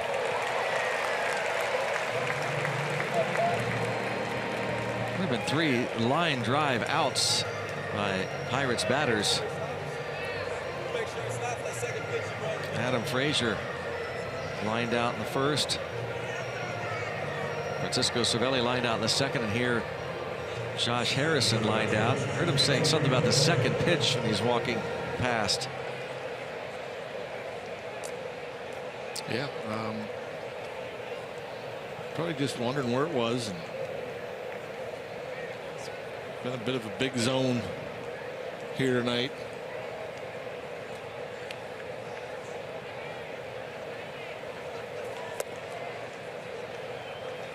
Now McCutchen, last time up with the infield back, and runners at second and third. Chance to give the Pirates a 2-0 lead. Instead, Foltynewicz able to strike him out. And he's 0 for 2.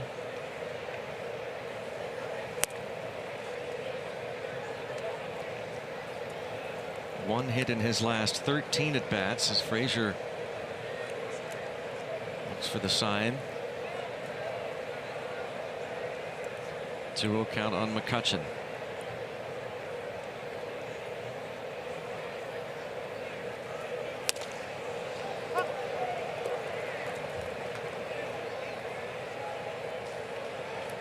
Joey Cora.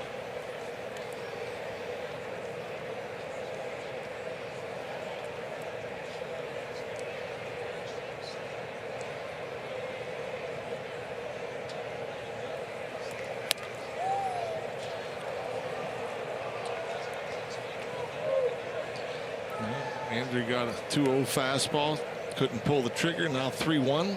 See if Foltynewicz gives him something good to hit here.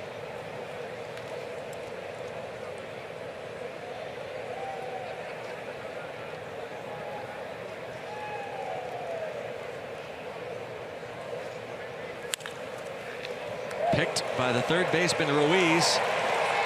Turns it into an inning-ending double play.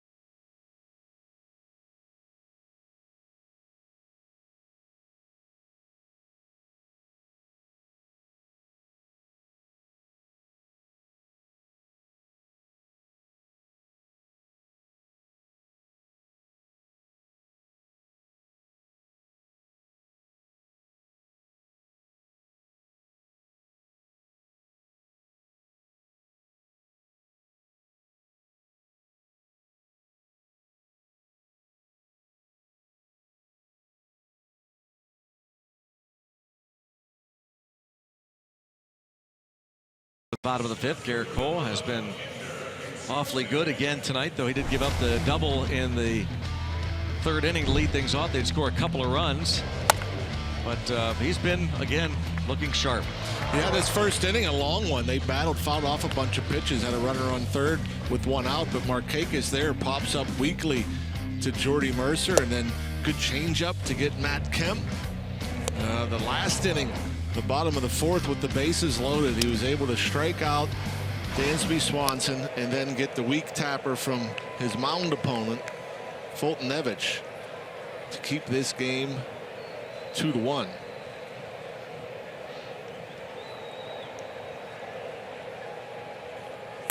Try and get Inciarte, who has a couple of hits, but falls behind him 2-0 to start this bottom of the fifth.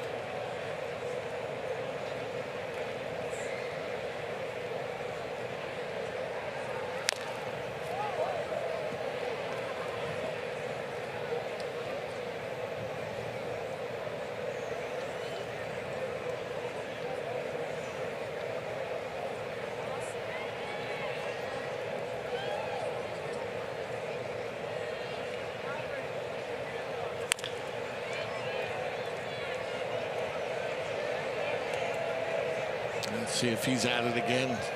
How many pitches he see that first at bat? At least a dozen, or about a dozen. Kept fouling off one after another.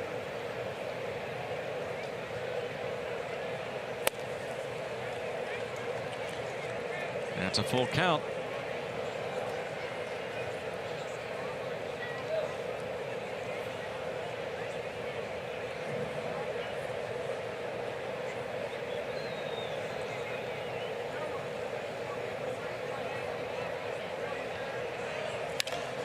Inciarte is 3 for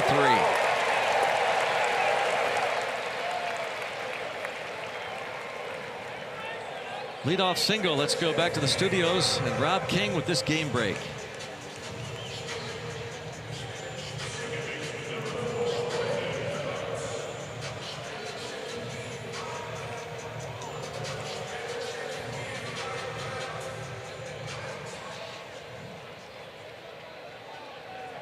All right, Rob, the Chicago Cubs trailing. The Cubs start the day 2 back of the Brewers in the Central in third place. The Giants are still 9 back of the Colorado Rockies in the National League West. Pirates begin the day 5 back of the Brewers. So John Lackey on the mound for the Cubs at Wrigley.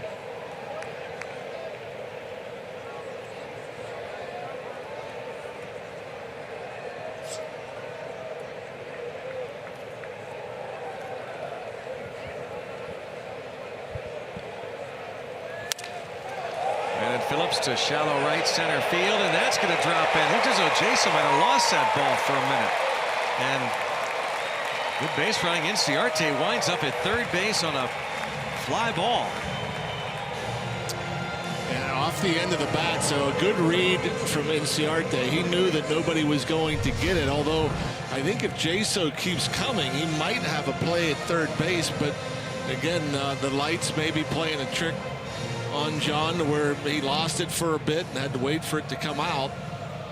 But I think he paused more because he lost it. I didn't think he had a chance to make that catch.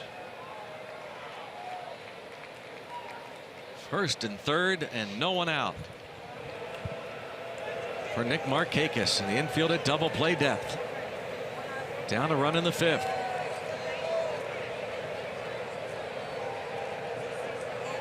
Of course, is the Pirates' first look at SunTrust Park. The lighting, the surface, the angles for the outfielders off the walls.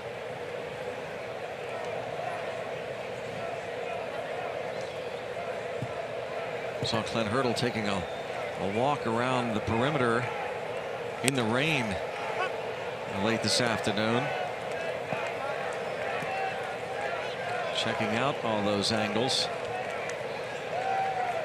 The lights here are interesting. I'm guessing they're LED lights. Yeah, they are LED lights and angled different directions.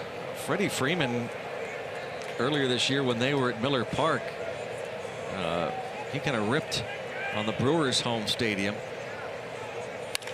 Line, off of Harrison's glove. That is a double play ball if he fields it. Instead, nobody out.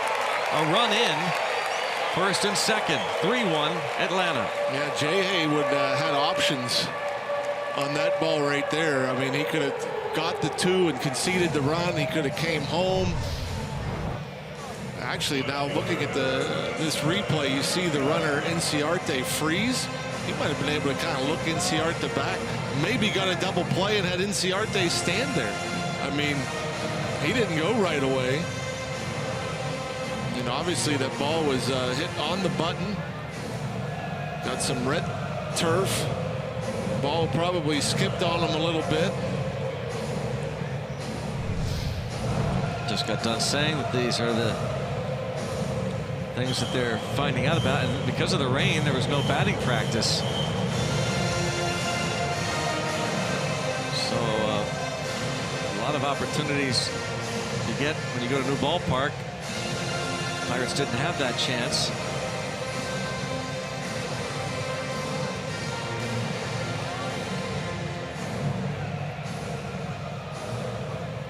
Josh Harrison started this game at second base, but moving over to third with the ejection of David Freese.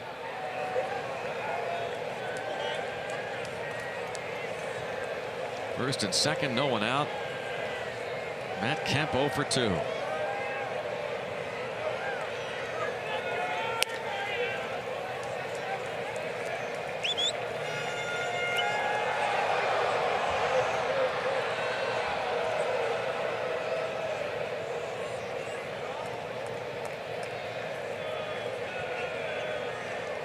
The error on Josh Harrison.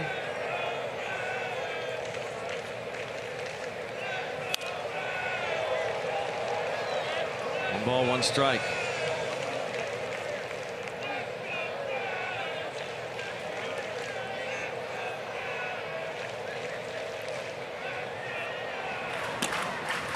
Johnny Barbado loosens in the Pirates bullpen.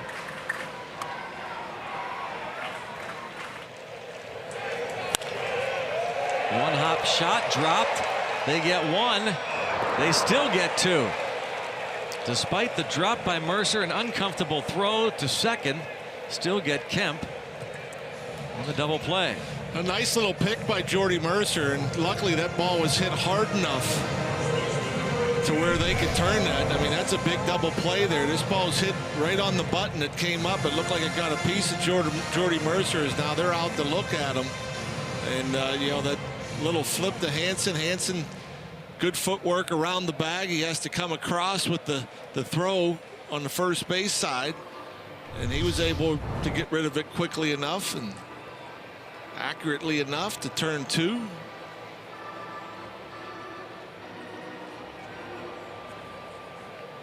Tom Prince, the acting manager, as Clint Hurdle was ejected.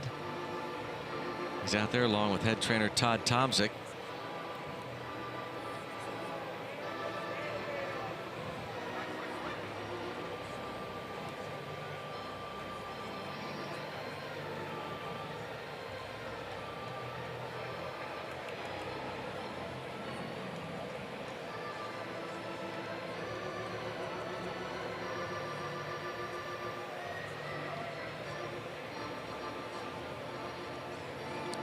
That might have missed the glove. He may have knocked that down. Clipped a nail, maybe? Maybe, or maybe even.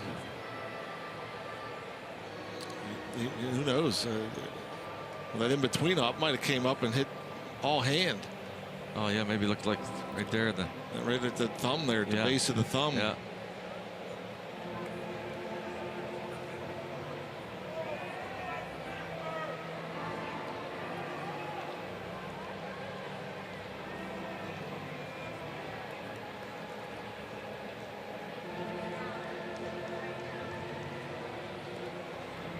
Jordy Mercer going to stay in the ball game.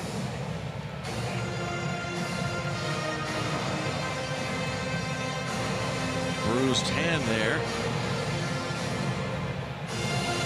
They bring up Matt Adams.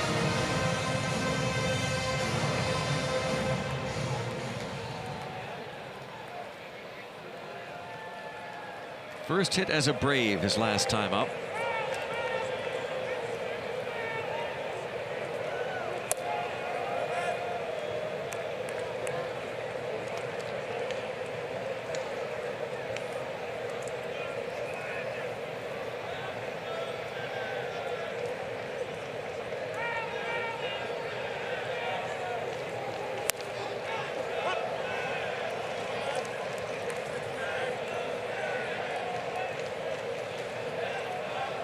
Cole over 90 pitches now. Going to be a shorter night than we're used to seeing.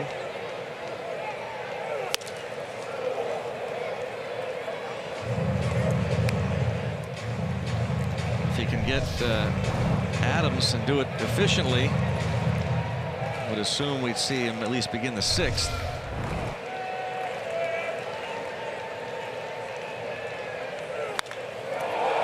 To right field, and this is a no-doubter. First home run. Matt Adams paying some dividends. 2-run bomb. And it is 5-1 Atlanta. His second of the year, his first as a Brave.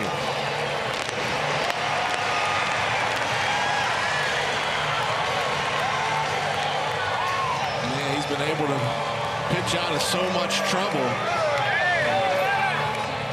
so far tonight, and it looked like one pitch away. He's got a 1-2 count, and then he just leaves that breaking ball right in that spot that a lot of those big lefties like it. Down and in. Good swing from Adams. Got some backspin. It's a big swing of the bat.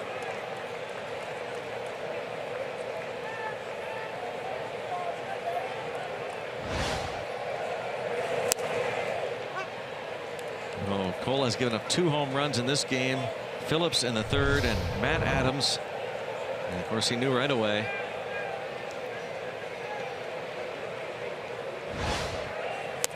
Yeah, I didn't know. I didn't notice where Cervelli set up, whether that was supposed to be a backdoor pitch or if he wanted to get it, you know, kind of a back foot breaking ball.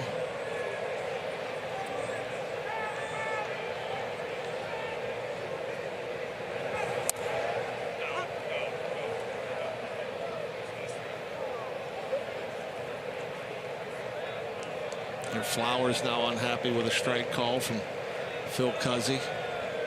Said that is not a strike.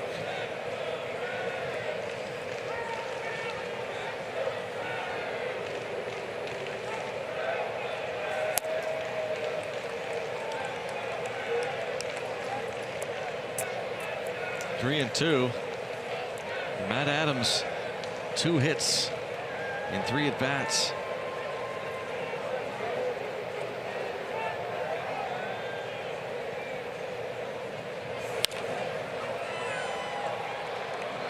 Wondering about Cole's night, whether if he got Adams and did it efficiently, he could go out for the 6th. Now it's becoming apparent he has to get Tyler Flowers even to stay in the game. A 31 pitch first inning. And now he walks him, and we'll see if Tom Prince doesn't come out.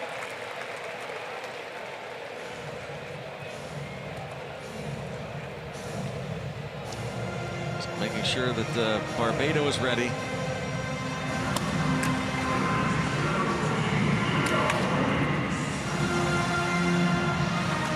Jan Mariña is the new Pirate, also up, and that is going to be it.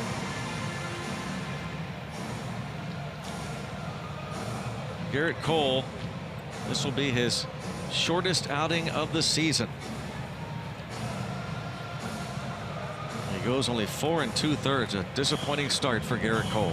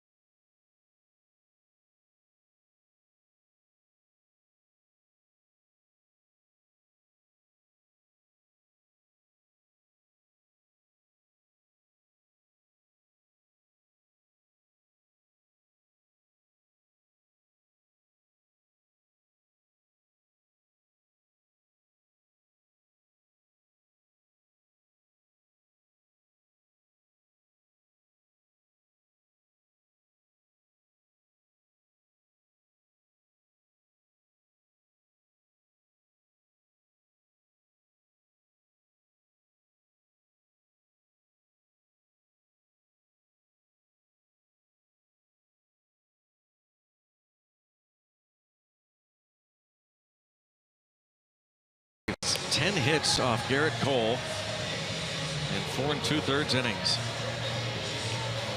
He's just been so dominating throughout his first 9 starts and season high in hits. So Johnny Barbado going to try to keep it at 5 for the Braves. His 8th appearance. 12 innings, 11 punch outs. Opponents hitting just 186 against him.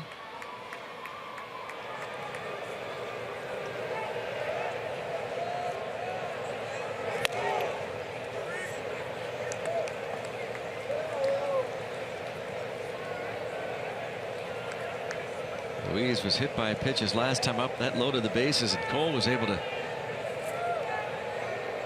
fight his way out of that jam by striking out Dansby Swanson. He got Mike Foltynewicz to bounce out.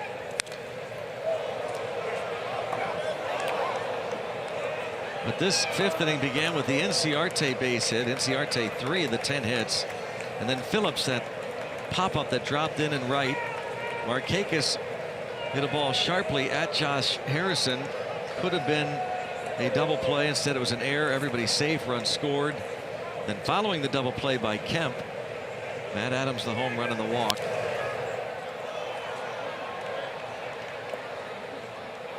Home runs tonight from those two, Adams and Phillips.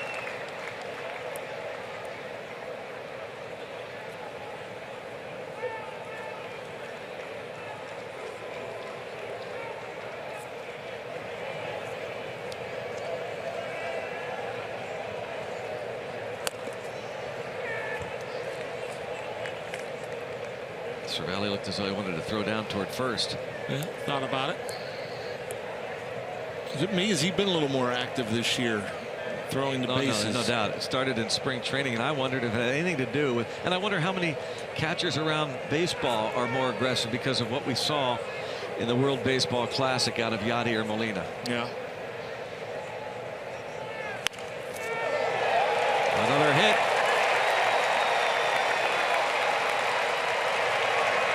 Jaso throws to third, but no chance. First and third.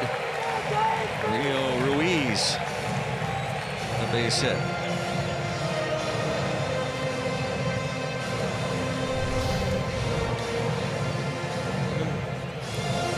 Like he hit it all that well, maybe jammed a little bit. Because it wasn't hit all that well, it took a while to get out to John Jaso, who was playing a bit deep, and so Tyler Flowers decides that he can get to third easily enough. Takes a peek, sees that Jaso had a way to go before he got to that base hit, so why not?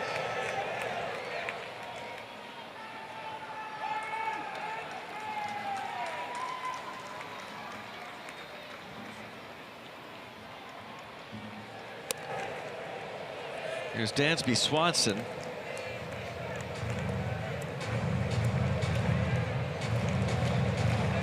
Swanson's 3rd inning double started that frame, came in on an Inciarte hit.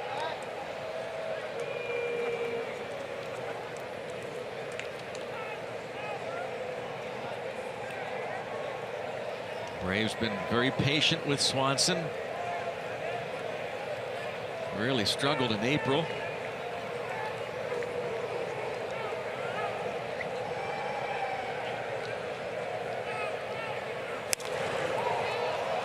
A lot of people thought, and could still be the case, that the Braves were going to be one of the worst teams in baseball this year. But you look at what they did over the offseason, getting Bartolo Colon and R.A. Dickey to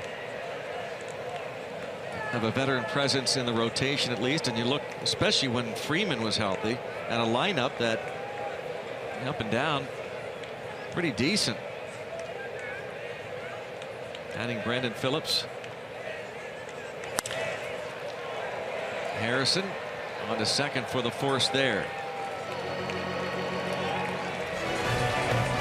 Matt Adams in his first Braves home run, and Atlanta up 5-1.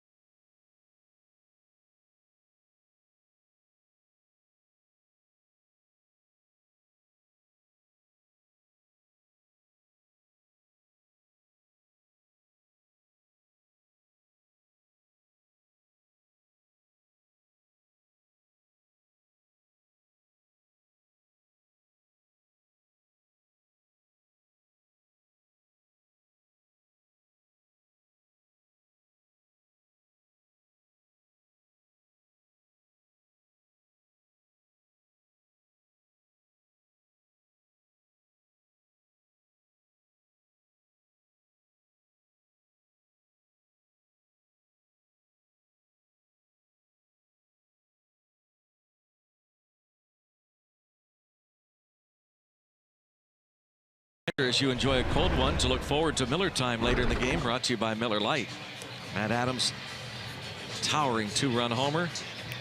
And because of the error charged to Harrison, all 3 of those runs were unearned. So Garrett Cole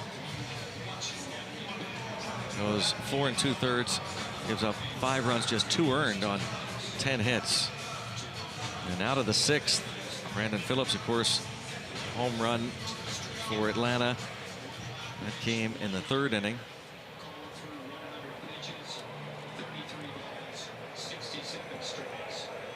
Foltynewicz has this lead. He gave up an unearned run in the 3rd.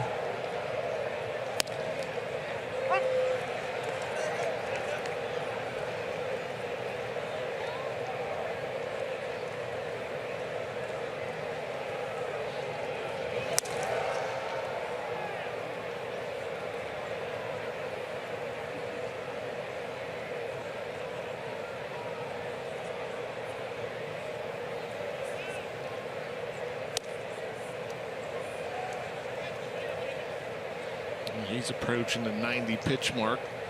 Took him over 90 his last start against the Pirates. Didn't make it through 4. Braves bullpen was very shaky at the start of the season. That has stabilized. 16 1/3 scoreless innings consecutively for Braves relievers. There's Brian Snitker.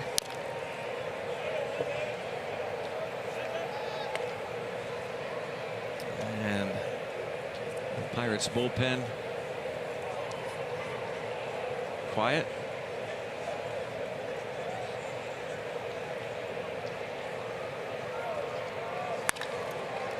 Now there's Josh Bell again, John, able to pull those hands in. Yeah, I mean, tell you what, turning on way more fastballs this year, getting barrel on more fastballs in this year, and he has an ability that you don't see very often, as that was 94 off the plate, kind of alligator arm. Yeah, who do you compare him to? Anybody that you've seen in the past? Anybody that has, it looks like he makes his adjustment like almost during the pitch. I know, he recognizes the pitch and somehow he can move his hands like none other. We've seen him do that and kind of alligator arm it and punch the ball the other way.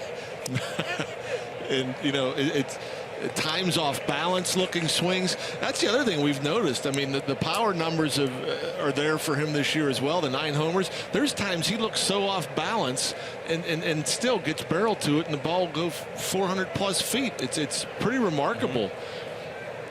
He has the ability, and a lot of hitters aren't like this. He has the ability to go and get pitches out of the strike zone like that one and, you know, pull it through the hole or go the other way.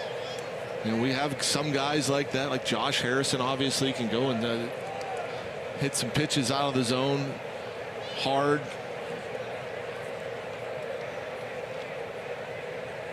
Yeah, he kind of contorts his body like nobody I've ever seen.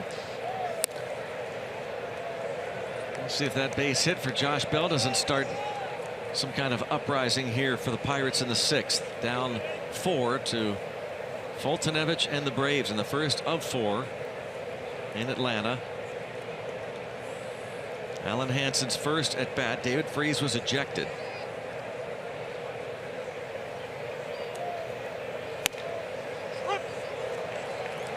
Strike is called, surprises Hansen.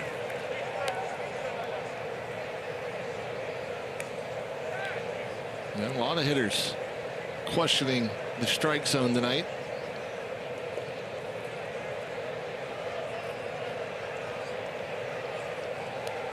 And again, that pitch off the zone.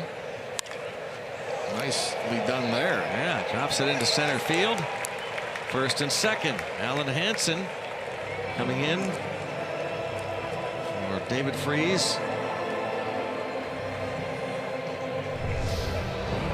And the off-speed pitch, that's a changeup, and right on the corner, knees, and able to go out there, keep the head on it, stay inside it.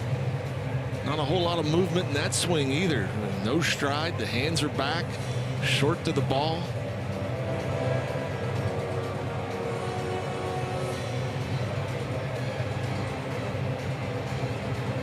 pitching coach Chuck Hernandez is going to make his first trip to the mound, and that might get the bullpen started. You see 97 pitches for Foltynewicz. This is his 9th appearance, his 8th start of the year.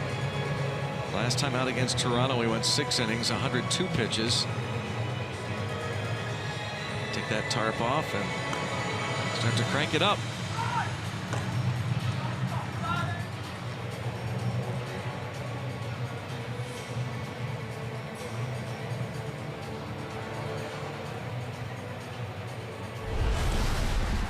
T-Mobile Unlimited Baseball break.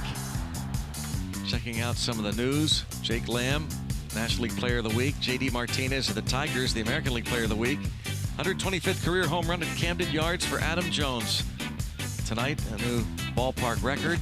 A 3-run homer against the Twins.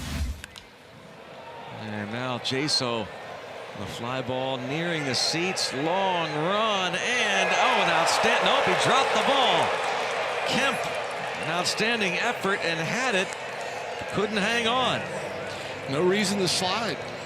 He stays on his feet. I bet he catches it easily. I mean, when he slid it kind of hit his glove about chest high. And so again, we see this so often now where the outfielders would rather go with the sliding catch than just to kind of reach out. And that's a break for the Pirates.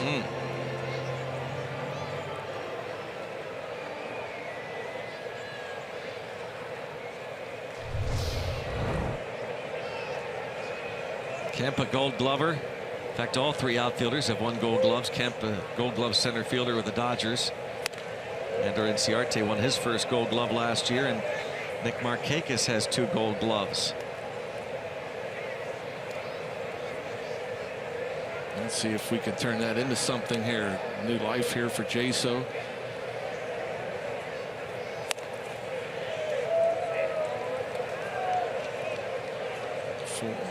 Foltynewicz upset with himself after that last pitch at 95.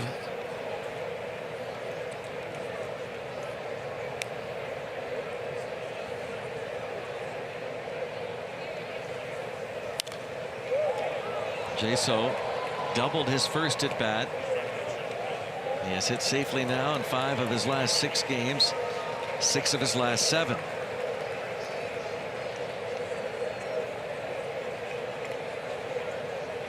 Foltynewicz is nearing the end of his night. He'd love to finish this top of the 6th, but he needs to get outs now.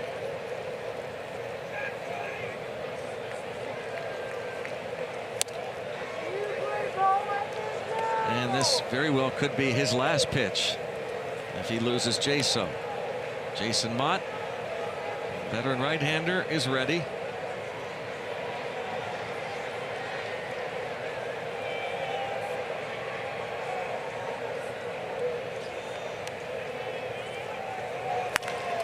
And a base hit to right. Bell is going to be waved home. He will score without a play as the throw is into second. 2-hit night for Jaso, and it makes it 5-2, and still nobody out. And said it earlier in the game about John Jaso back in the 2nd. There's not a fastball that he won't turn around, and he knows he's getting a fastball here at this 3-2 count. It's middle of the plate, and then he turns it around. Another hard hit ball, big RBI. Now he got a couple runners aboard. That's it for Foltynewicz. See if the Bucks can beat up the Braves bullpen a bit.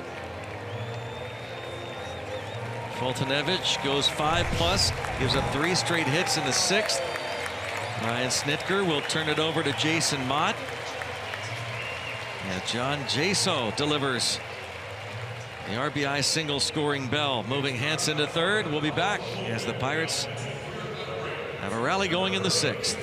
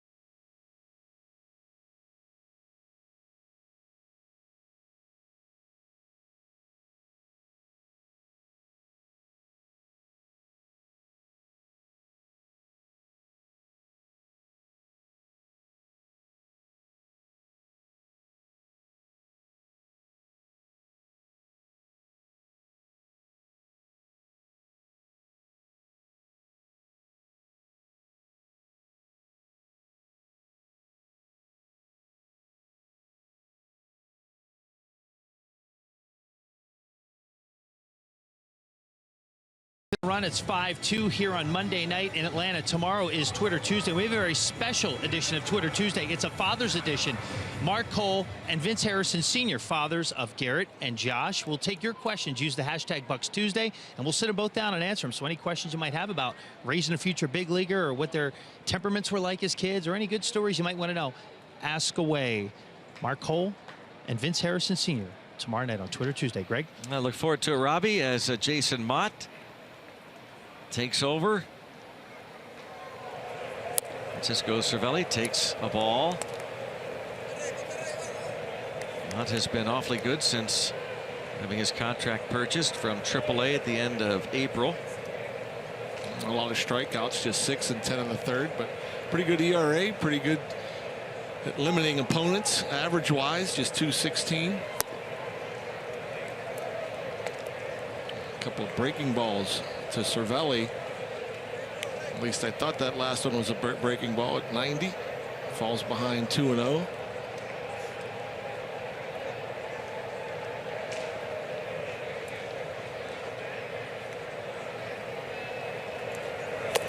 Three balls, no strikes.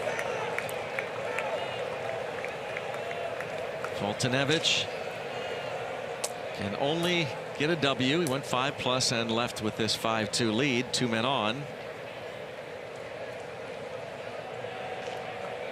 Cannot lose it, Foltynewicz. Jason Mott. A quick pitch the other day of Kevin Pillar. Pillar was none too pleased. Now 3-1.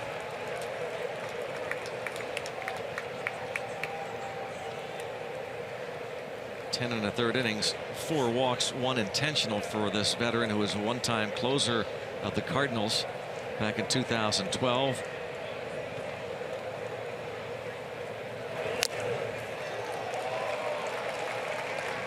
You don't see that very often. Cervelli swinging through a fastball that catches a good bit of the plate.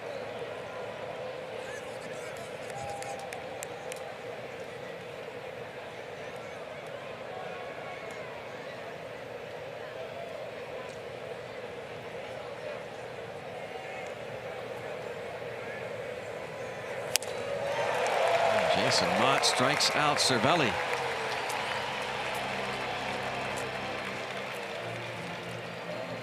One down. Yeah, able to come back 3 straight fastballs. You see the location. And again, you don't see that much from Cervelli. Throw him a fastball over the heart of the plate. He doesn't swing through many.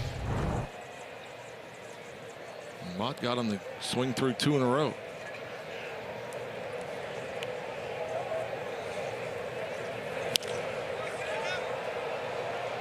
Pirates really want to get that run home from third. Make it a 2-run game at the very least. First and third, no one out. Cervelli strikes out. Mercer singled to center field in the third. Hit a ball off Rio Ruiz's glove in the fourth.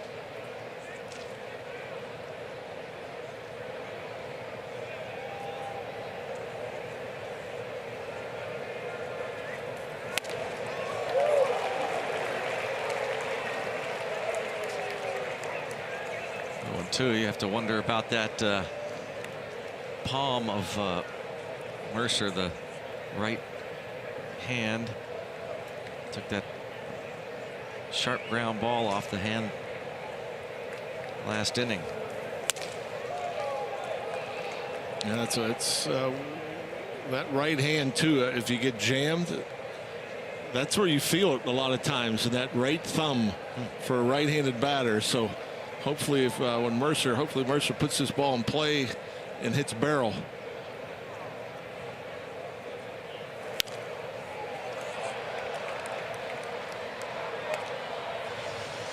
If you're an opponent and you're a pitcher and a catcher, do you think that way? I doubt that they're thinking anything of it. I mean, whether they know there's much there or not. I mean,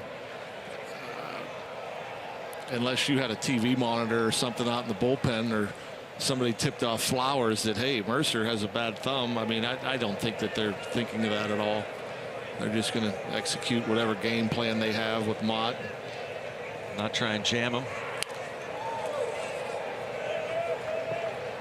Of course, with all the technology these days and the way all professional teams are now, where they don't disclose any injury, everything's very secretive. You wonder if, you know, they've got the video guy, replay guy going, he can easily relay to the bench. Oh yeah, but I mean, again, that doesn't mean that he's going to get jammed. I mean, Jordy's another guy. It's a good fastball hitter. Mott has some good finish on this fastball. 99. Yeah, 99. He started out his first fastball was 93, and it's continued to increase up to 99. But even the fastballs to Cervelli at 94, 95. I mean, it looked like it just exploded as it got near the plate. And Jordy again, he's a good fastball hitter. He's been late on a couple here. Lays off now. 3-2. Mott does throw a slider and a cutter. I'm guessing that was a slider. It looked like it broke more like a slider, but at 90 miles per hour.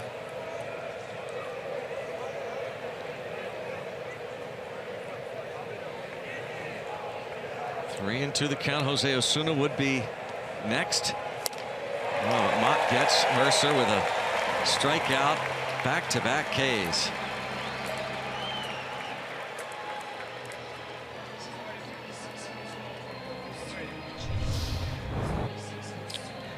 Pretty good location here. And that pitch off the plate, Mercer just trying to waste it. That's been a pitch that's been called a strike here tonight a number of times.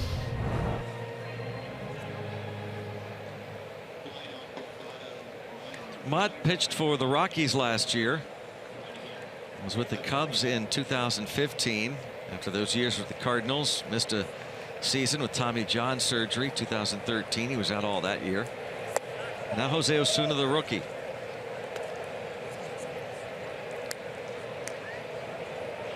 .209 batting average, 67 at bats, couple of home runs. He's 0 for 9 as a pinch hitter. Foltynewicz. Quiet contemplation.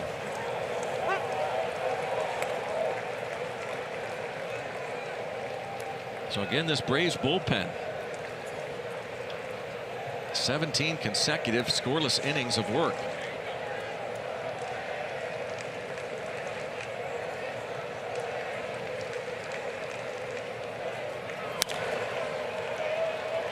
Mott out in front, 1-2. Jan Marinez is going to make his Pirates debut in the bottom of this inning.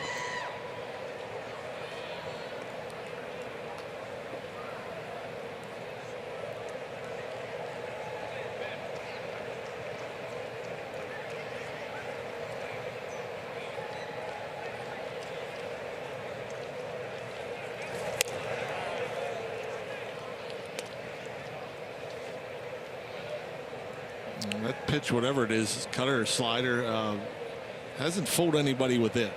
He's thrown it out of the strike zone each and every time he's thrown it, and not even a flinch by any of the three batters he's faced. And bounce to second. Well, Jason Mott comes on with first and third, nobody out. It's back-to-back strikeouts and a ground out. 5-2 Braves.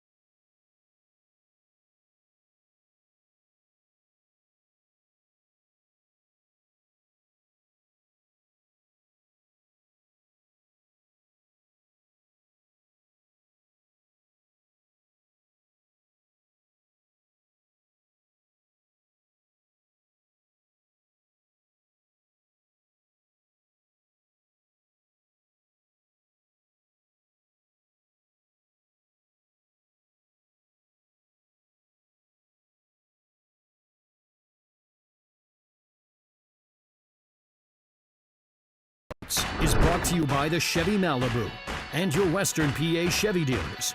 And by Day Automotive. We're going to make your day. Let's go Bucks! It is 5-2. Braves lead here in Atlanta. See some of those photos. It is the dad's trip. Some 20 parents of Pirates players and members of the traveling party. And now Jan Marinez makes his Pirates debut. Picked up from the Milwaukee Brewers.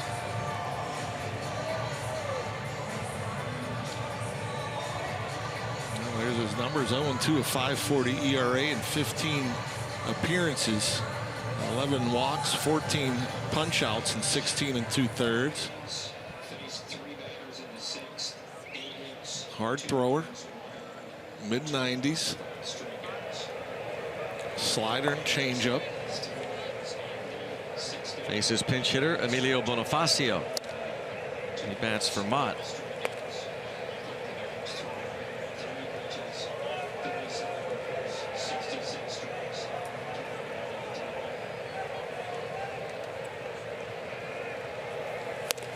Whoops.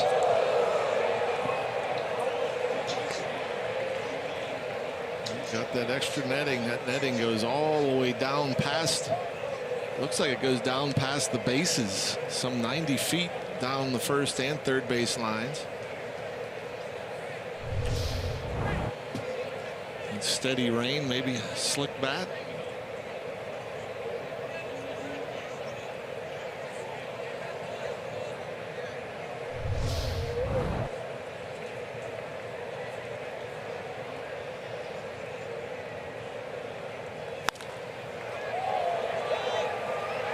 Harrison going to go over and take a look.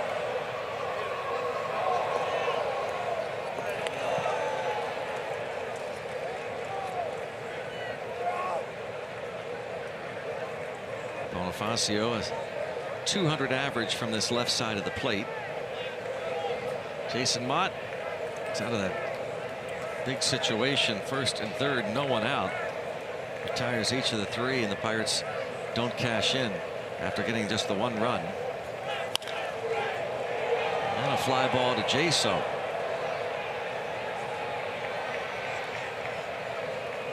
Yeah, just a little contact in a couple different innings here for the Pirates. You think that's, you have 4 instead of 2. Yeah. The second and third, one out situation back in the third with the infield back. Contact most likely scores a run, and then obviously first and third, nobody out. A little contact could have got you another one in.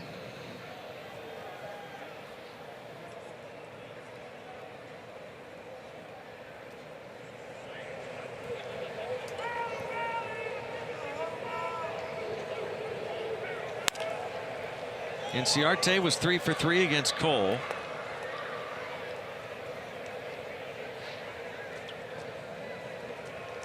I think that works both ways. The Braves had a couple of those opportunities too, where runner on third and less than 2 outs, were unable to bring those runners home. Over the glove. And Inciarte is 4 for 4. Going that way a lot too, getting pitches out over the plate and not trying to do too much, just slapping them that way. And Jordy Mercer just out of his reach. Got a piece of it. It looked like it might have hit the thumb of the glove.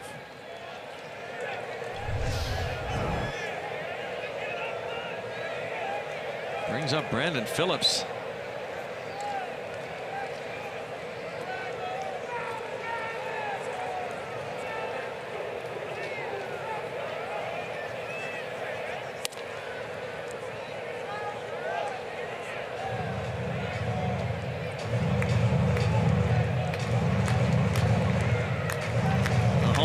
Phillips came in the third inning. It gave Atlanta a 2-1 lead. They had tied it earlier in the frame.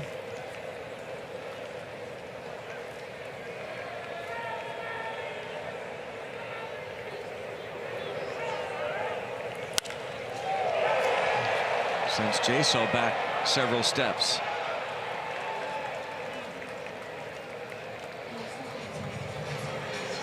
Don't recall seeing any replays or anything of that ball's hitting that right field wall. They have that tall wall out there, and the bottom part's padded, the upper part's brick.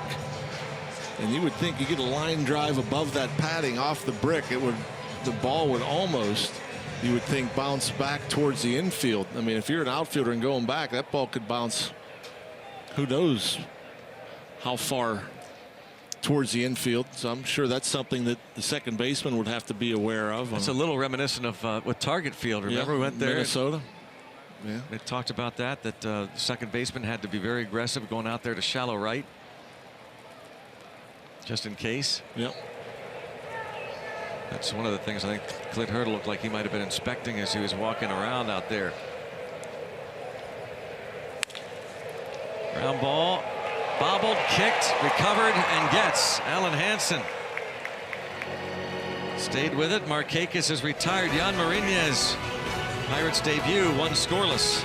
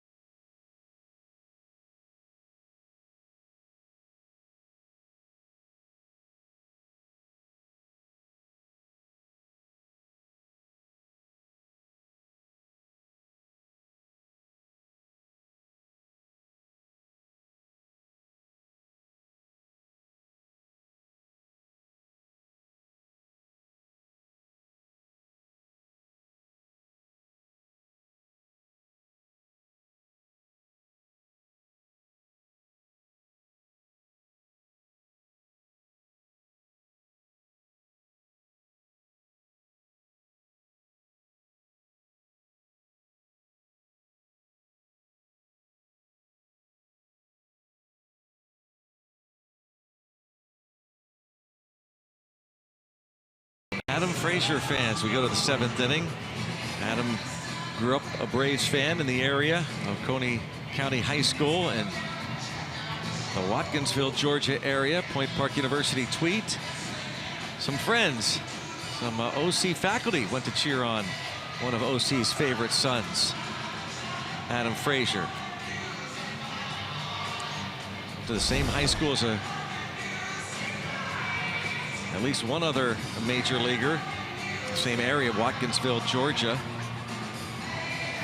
Buck Thrasher grew up in that area. Played for the Philadelphia Athletics in 1916 and 1917.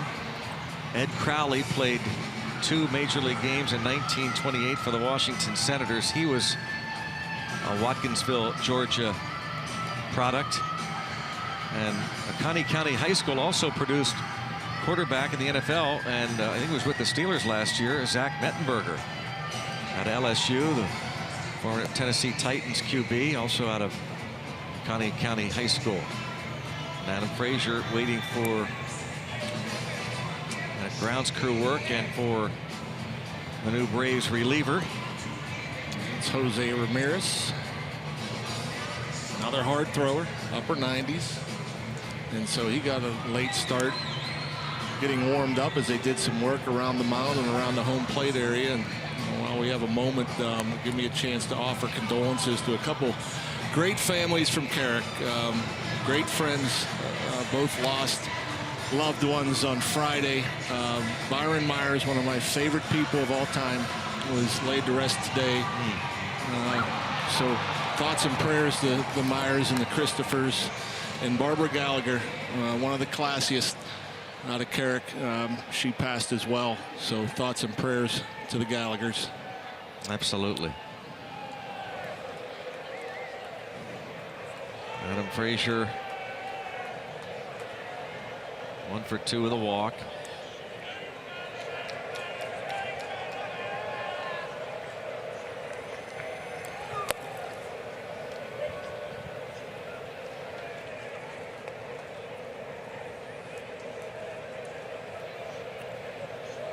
Looks to get something started here in the 7th. Get him on there again. Toward left, Kemp.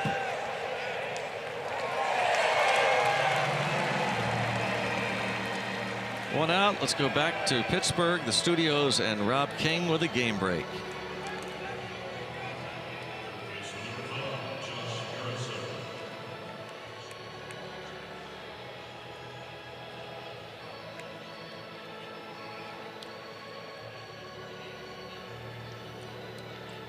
Well, they had to endure, Rob, that 7-game losing streak.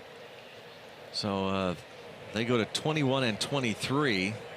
A half game up on the Pirates as play began today. The Bucks try to first get out of the cellar in the division, work their way up. But they're trailing here 5-2 in the 7th inning. So the Reds beating Cleveland in that interleague matchup. The Giants still up on the Cubs 5-zip after 7.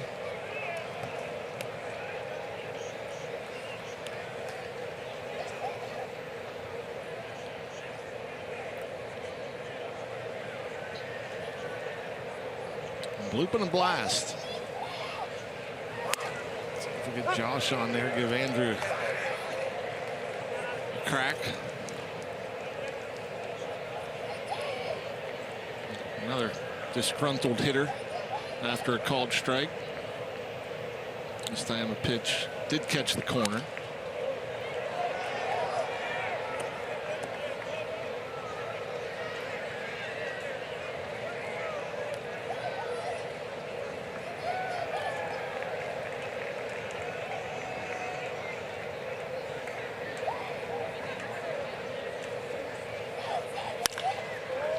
And in the air to Inciarte.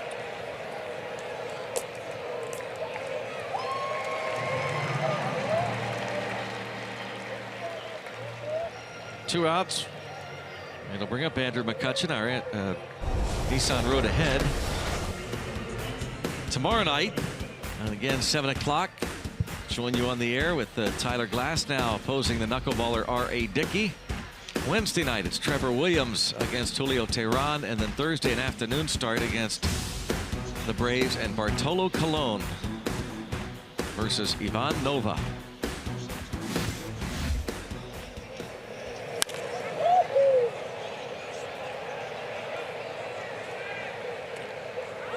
Glass now there, and Williams alongside Chad Kuhl, who got the win yesterday, 5 scoreless, just 1 hit in the 1-0 victory over the Phillies.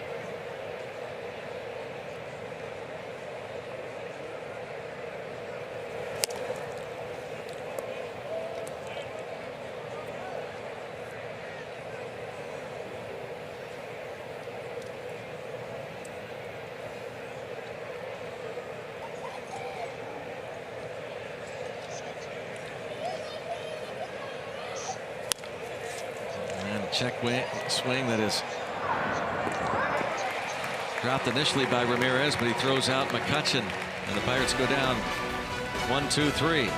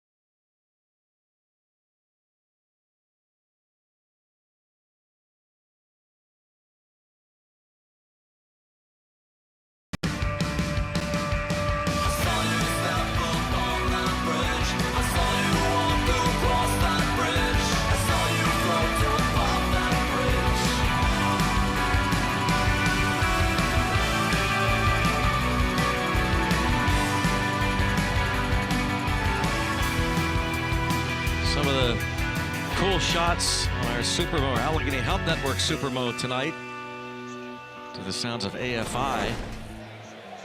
And it has been just a dreary, dreary day and evening here.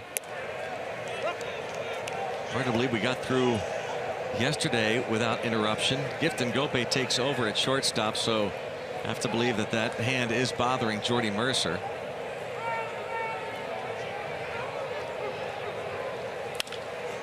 Matt Kemp the other way. Jaso.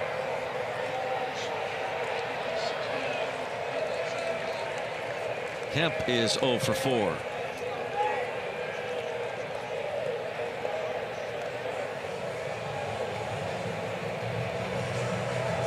Yan Marinez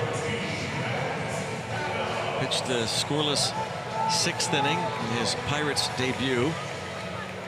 He is 29 years old.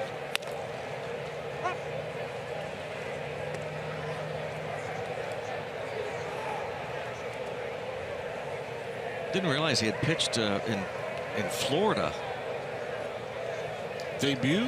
Yeah, back in 2010. I remember him pitching the last couple of years in Milwaukee, but his big league debut way back in 2010. Also spent part of a season with the Chicago White Sox. 2012 is it's a strike on the appeal. 1 ball and 2 strikes.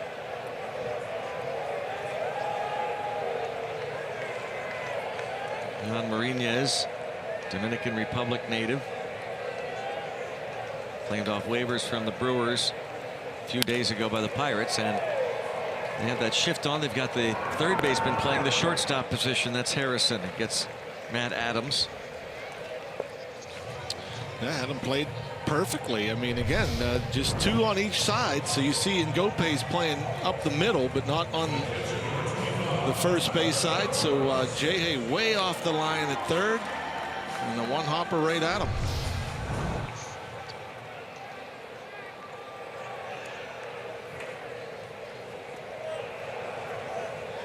Tyler Flowers has not been retired yet. He had 3 plate appearances against Garrett Cole. And again, Jaso over. And 2 scoreless innings for Yan Marinez in his Bucco debut. Pirates have 2 more shots. They trail by 3.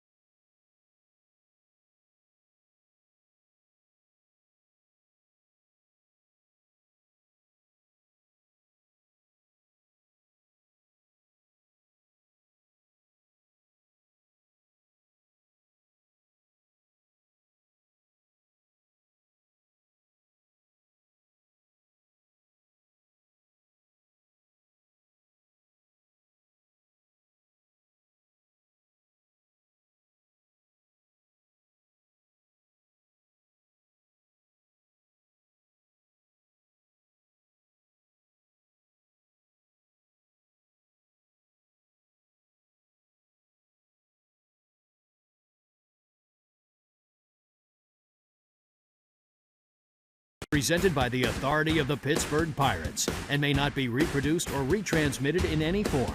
And the accounts and descriptions of this game may not be disseminated without the express written consent of the Pittsburgh Pirates. RBI Baseball 2017 returns with fast-paced pick-up-and-play MLB action packed with all your favorite Major League Baseball teams, players, ballparks, and much more. Get RBI Baseball today for Xbox One, PlayStation 4, and mobile devices. Learn more at rbigame.com.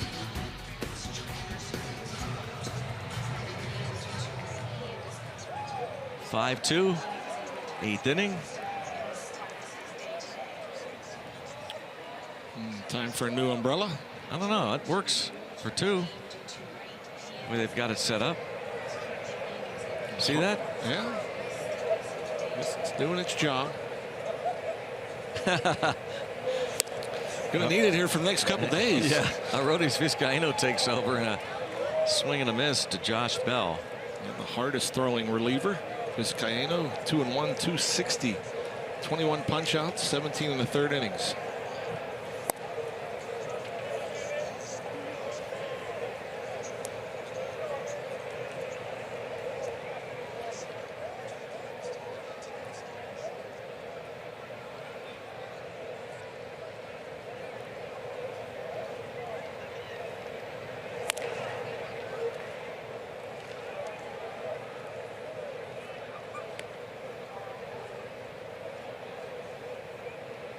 Josh Bell, 9 home runs, 19 runs batted in.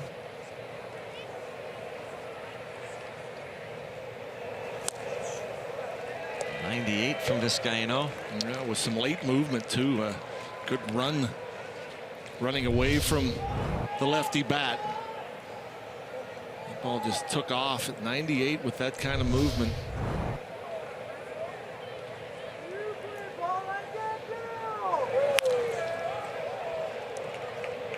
Nine straight scoreless appearances for Vizcaíno.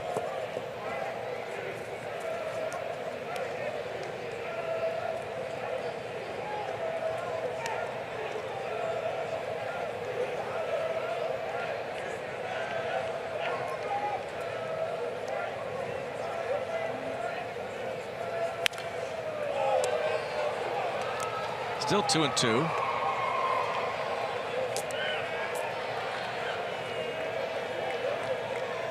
Bell led off last time up in the 6th inning with a base hit and scored on a Jaso single.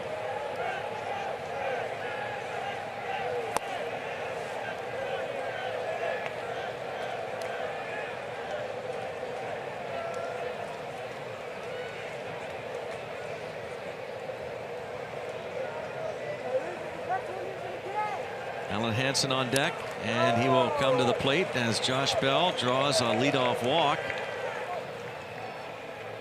Hansen did not start. He entered the game because David Freese, after striking out on that pitch that looked away, Freese started barking at Phil Cuzzy and ejected him, and then later Clint Hurdle would also go. That was in the 4th inning. David Freese and Clint Hurdle both ejected, so Alan Hansen came on to play second base. Josh Harrison moved from second to third. Now Hansen, who singled in his 6th inning at bat, trying to find a way to get on base.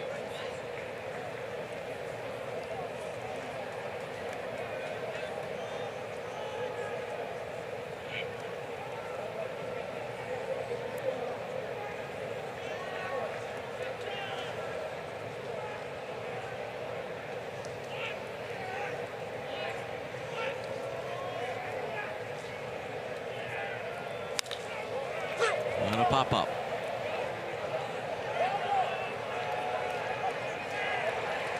One out.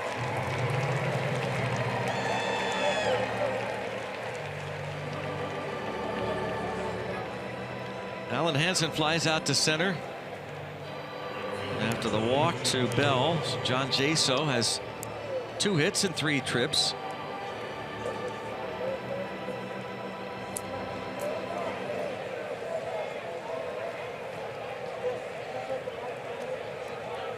Up to 193.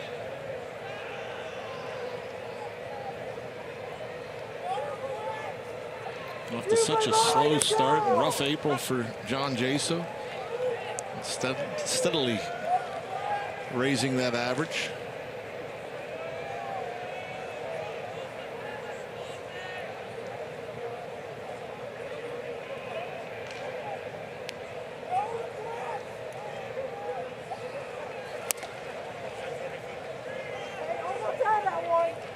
Another appeal.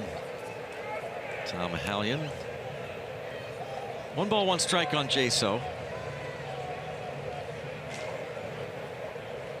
And Francisco Cervelli.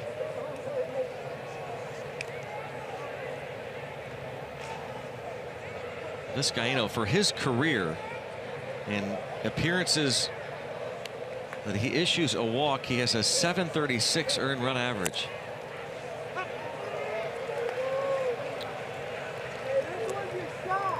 Games that he does not walk a batter, his earned run average is 113. 26-year-old Arodys Vizcaino. Mike Foltynewicz went 5+, gave up a couple of runs on 7 hits. Vizcaino strikes out Jaso. Foltynewicz struck out 5. He left with runners at first and third and no one out. Jason Mott got out of that jam. A little slider running in right on that inside edge.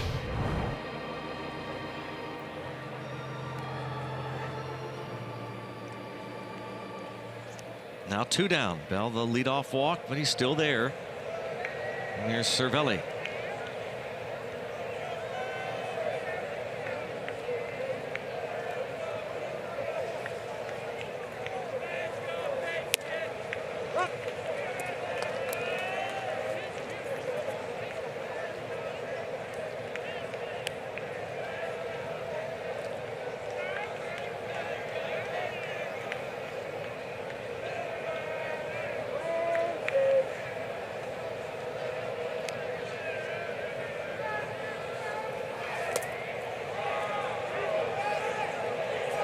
Oh, and 2.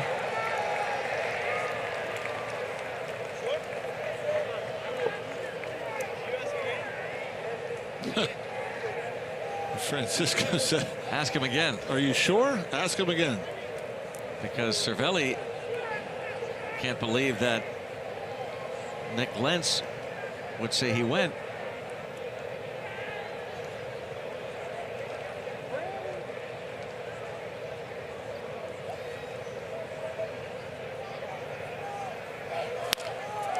And bounce to third. Ruiz on to first. Leadoff walk. Pirates get nothing out of that. They're down 3.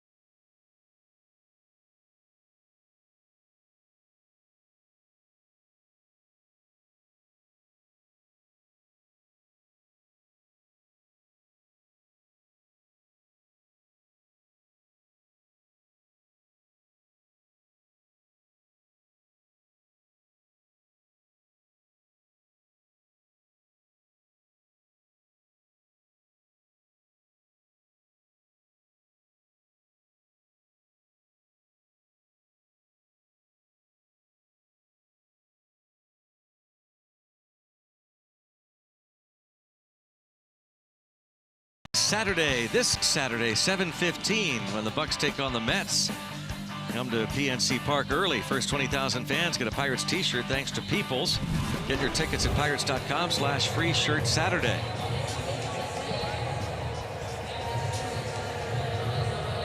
Well, this game has been played, majority of it, in at least a light mist. A little drizzle here continues to fall.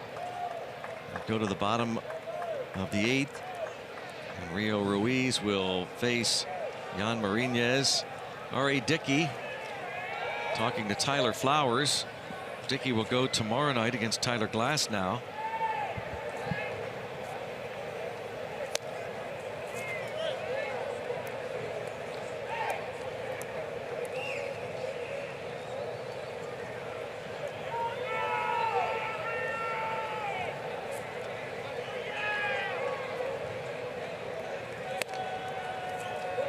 Ruiz has been on base a couple of times. 23 years old today, from Covina, California. 4th round pick of the Astros in 2012. He and tonight's starter Mike Foltynewicz were acquired in the Evan Gattis deal from the Astros. And now 3-0. It looked like he just tried to guide that last one in there. Took a little bit off at 92. But again, missing away.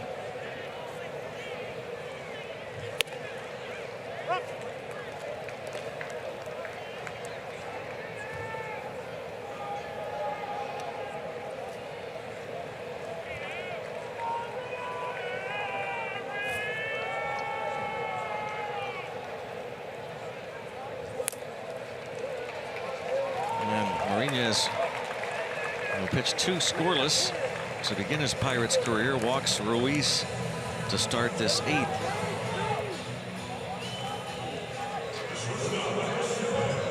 Rio Ruiz on base for a 3rd straight time.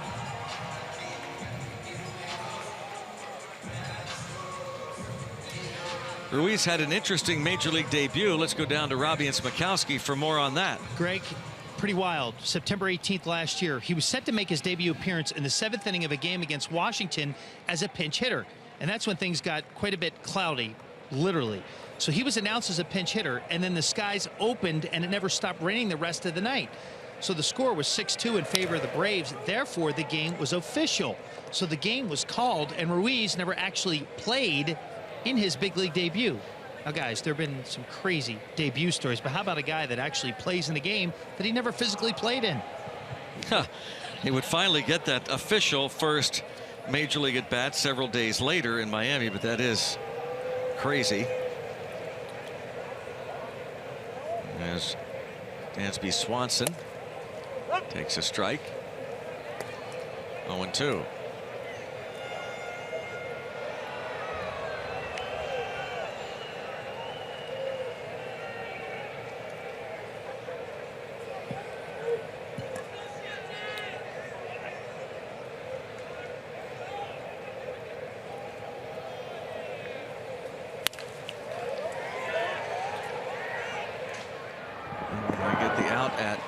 Second, but safe at first.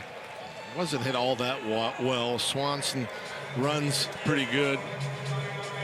And Ngope, that's like an error for Ngope, having trouble getting the ball out of his glove. I know that Bob and Joe talked a lot about this yesterday because Ngope defensively was just, again, stellar as he started it short in yesterday's game. Just a little pause. Like it looked like he just had a little, took him a little split second to get a handle on that ball. Just that little pause. Still don't think they turned a double play, but yeah, he is stellar. Mentioned this on the radio side yesterday that Neil Huntington on his pregame radio show was talking about Ngope's defense, and he said no disrespect to Jordy Mercer, but he is the best defensive shortstop on the team, and no disrespect to Josh Harrison or anybody else that has played second, but Gifton Ngope is the best defensive second baseman on the team, and he might just be the best defensive third baseman on the team. And we're talking about whether Ngope could hit enough where you could have him on the team as a defensive whiz, kind of like a Rafael Belliard type, John. Exactly. And again, I think with the bullpens the way they are, there's so many guys in the bullpen that you have a shorter bench. You don't typically carry that guy anymore who's just a defensive middle infielder that, you know, probably just comes out for defense, gets a start here and there. Just don't see that as often. We're seeing more and more super utility type players that can play multiple positions because you're dealing with a shorter bench.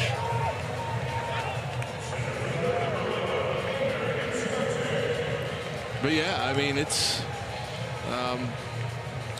certainly last couple of years we really haven't had that stellar, that just lights out defender. Yeah, pardon the pun, gifted middle infielders that teams used to always carry. That defensive wizard that made all the plays and could play anywhere in the middle, and maybe didn't have the greatest bat, but were reliable defensively.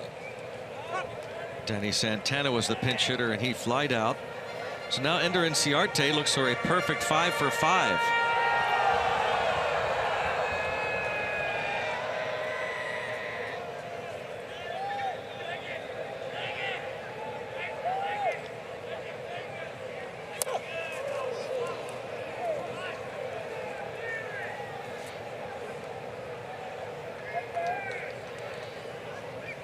Inciarte, talk about a defensive whiz in center field.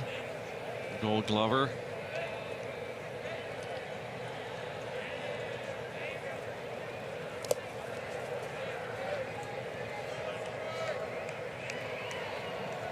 Nice pick there. 2-1.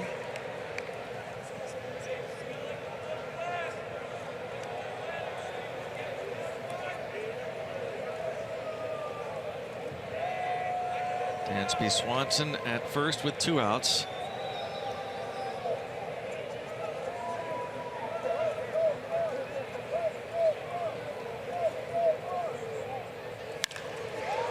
Inciarte is 5 for 5. And none of them are cheap. A lot of hard hit line drives. Middle and the other way. Career high 5-hit game for Ender Inciarte. And fastball and middle of the plate. And for the most part, man, he's been wanting to get extended. He's gotten pitches that are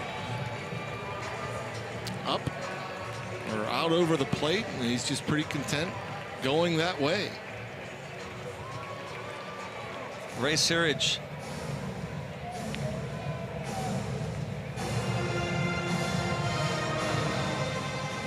Jan Marinez, a scoreless 6th inning in his Bucco debut, gave up a hit to Inciarte. 1-2-3-7. Walked Rio Ruiz. Looks like he's also giving him a little bit of a rest. It's a 3-inning performance. And a real bright spot in an otherwise dreary night. Jan Marinez will face Brandon Phillips. With first and second and 2 outs. Yeah, he's been pretty efficient. You figure 8 outs, 31 pitches.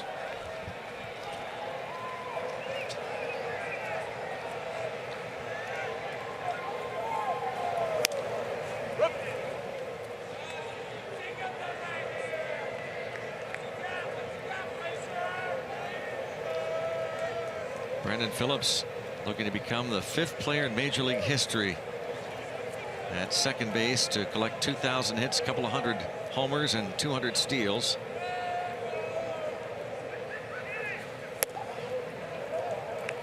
The only other second baseman, Hall of Famers, Roberto Alomar, Craig Biggio, Joe Morgan, and Ryan Sandberg. Daniel Hudson will come on if Marinez can't get this last out.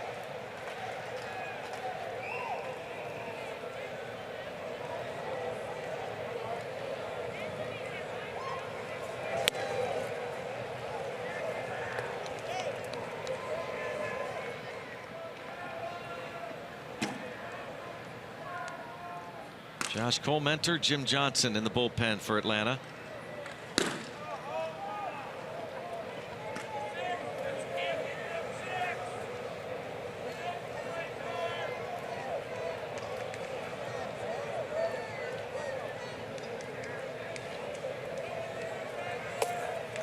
A lot of sliders here, all sliders to Brandon Phillips. They like his sinker. They think he could be Jared Hughes type. Come in and do ground balls. Ray Searage checking in on Hudson, making sure he's ready if needed.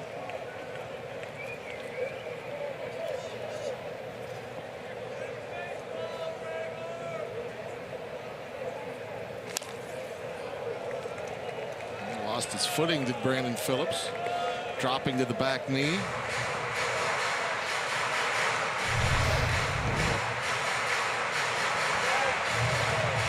There you see the two-seamer running in on him.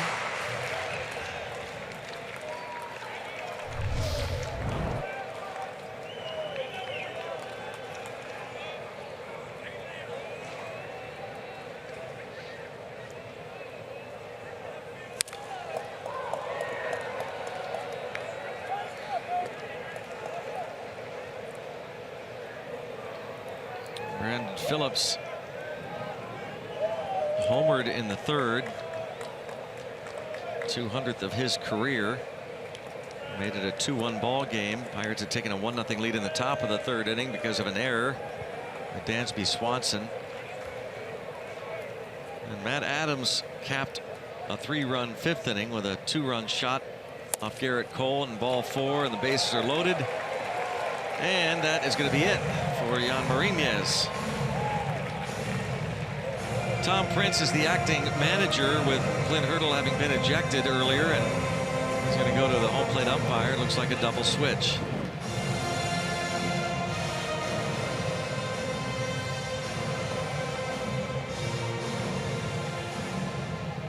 Well, it's going to be Daniel Hudson coming on. Danny Ortiz is going to head to right.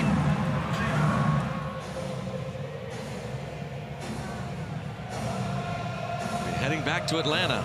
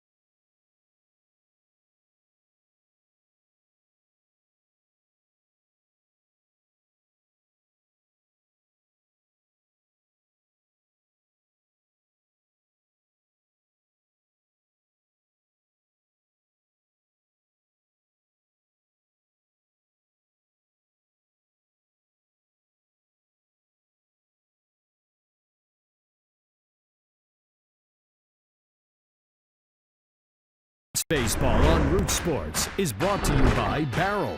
We'll beat anybody's price. Find out more at barrel.com. And by Levin's, the official furniture and mattress supplier to the Pittsburgh Pirates.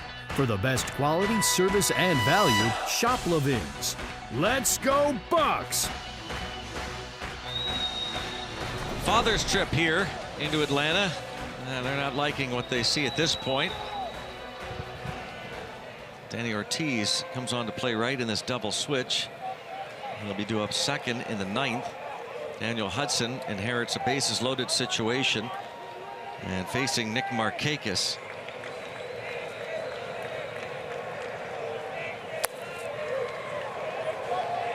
Nice little backhanded pick there by Cervelli.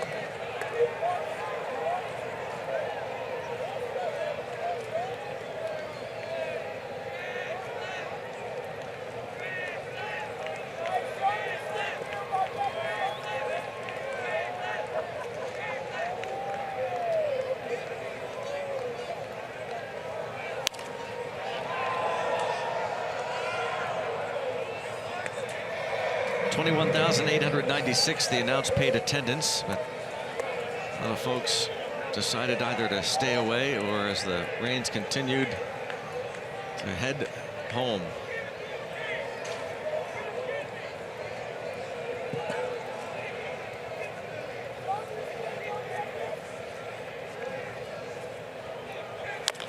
Ouch.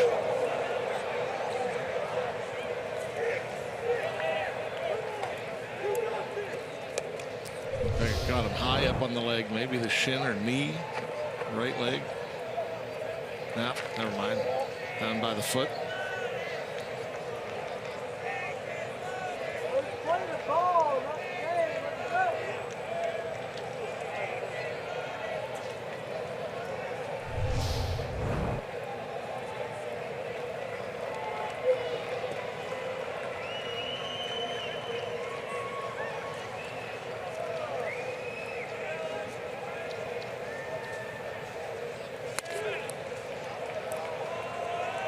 Well, 2-2 count on Markakis.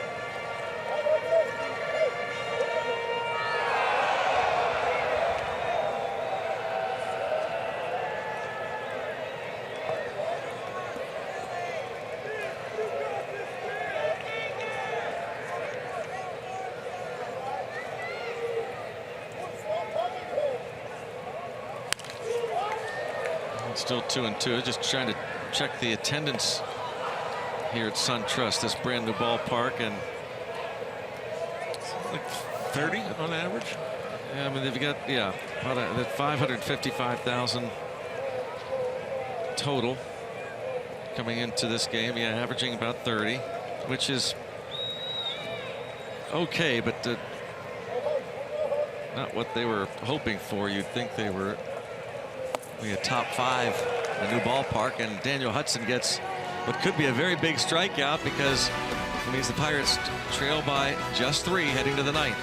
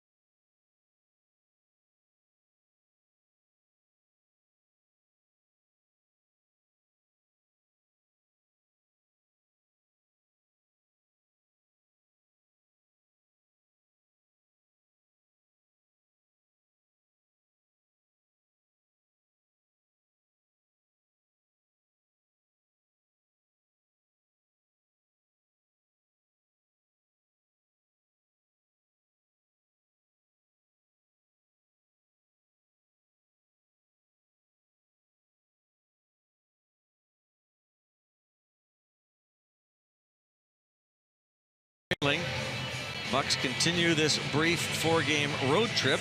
Game 2 tomorrow against the Braves. Pirates have Tyler Glass now on the hill against the knuckleballer R.A. Dickey. Coverage starts at 7 on Root Sports with Pirates pregame that is presented by W.B. Mason.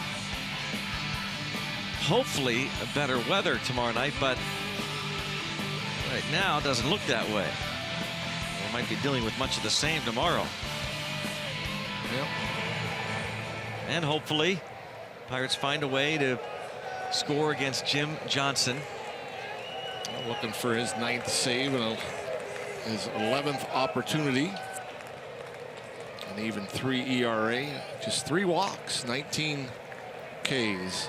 You got to give Jim Johnson, I think, a lot of credit. I think a lot of people thought his career was over. He had the back-to-back 50-plus save seasons with Baltimore, 2012, 2013. They dealt him away, and then he bounced around, was with Oakland, was in the minor leagues for a time with the Tigers. Was with the Braves in 2015 and pitched pretty well after they got him from the Dodgers. Last year, 20 saves, ERA of 3.06, so he's really rebounded.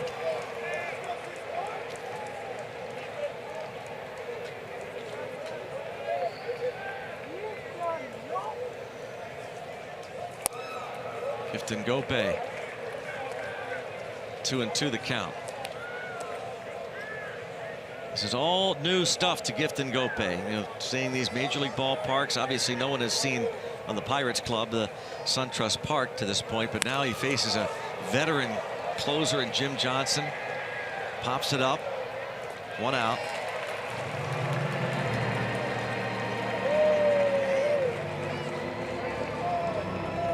Gope came on to play short in the 7th inning for Jordy Mercer. Mercer took a ground ball off his right hand and apparently bothering him to the point where he could not continue. So when Gope came on, now Danny Ortiz, his first at bat on the right field in the double switch in the bottom of the 8th.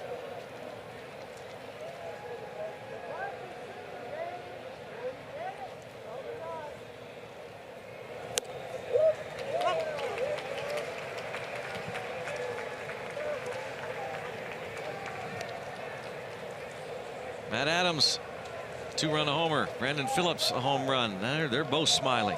Yeah, that last pop-up, Phillips was calling for it, but Adams wasn't giving it up.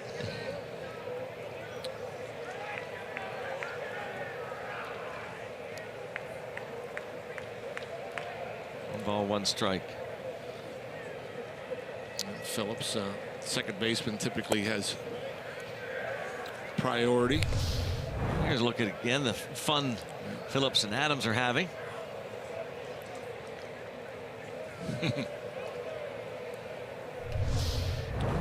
Had that fielding percentage.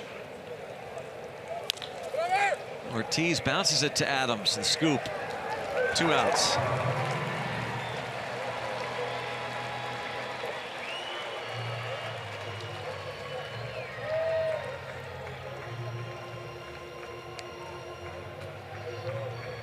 Back to the top of the Pirates order. And Adam Frazier. Oh, the Braves 1 out away from winning their 8th game in their last 11. Tom Prince took over for Clint Hurdle, who was ejected in the 4th inning.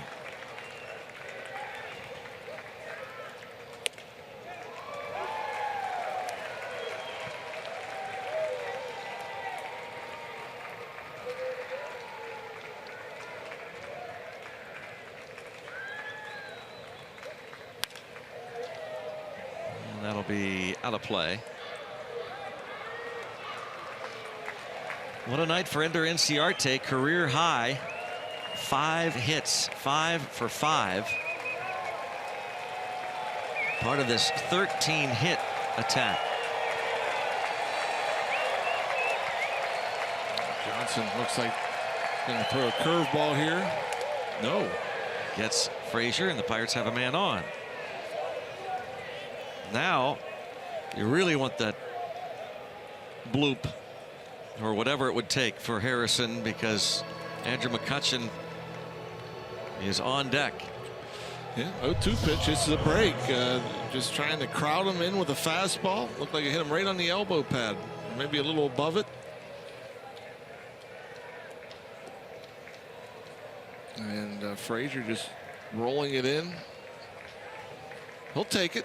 He likes to get on base.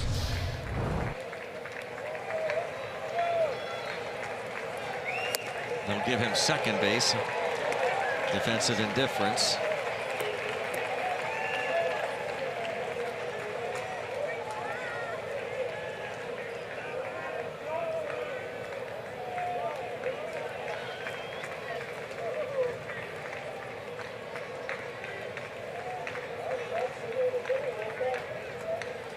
Jim Johnson trying to save it for Mike Foltynewicz.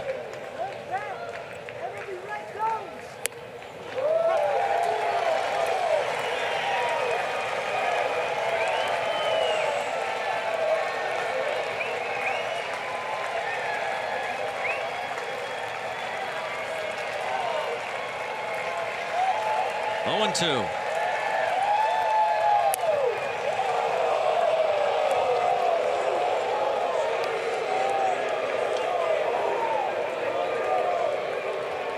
Harrison 0 for 5 in past matchups against Johnson.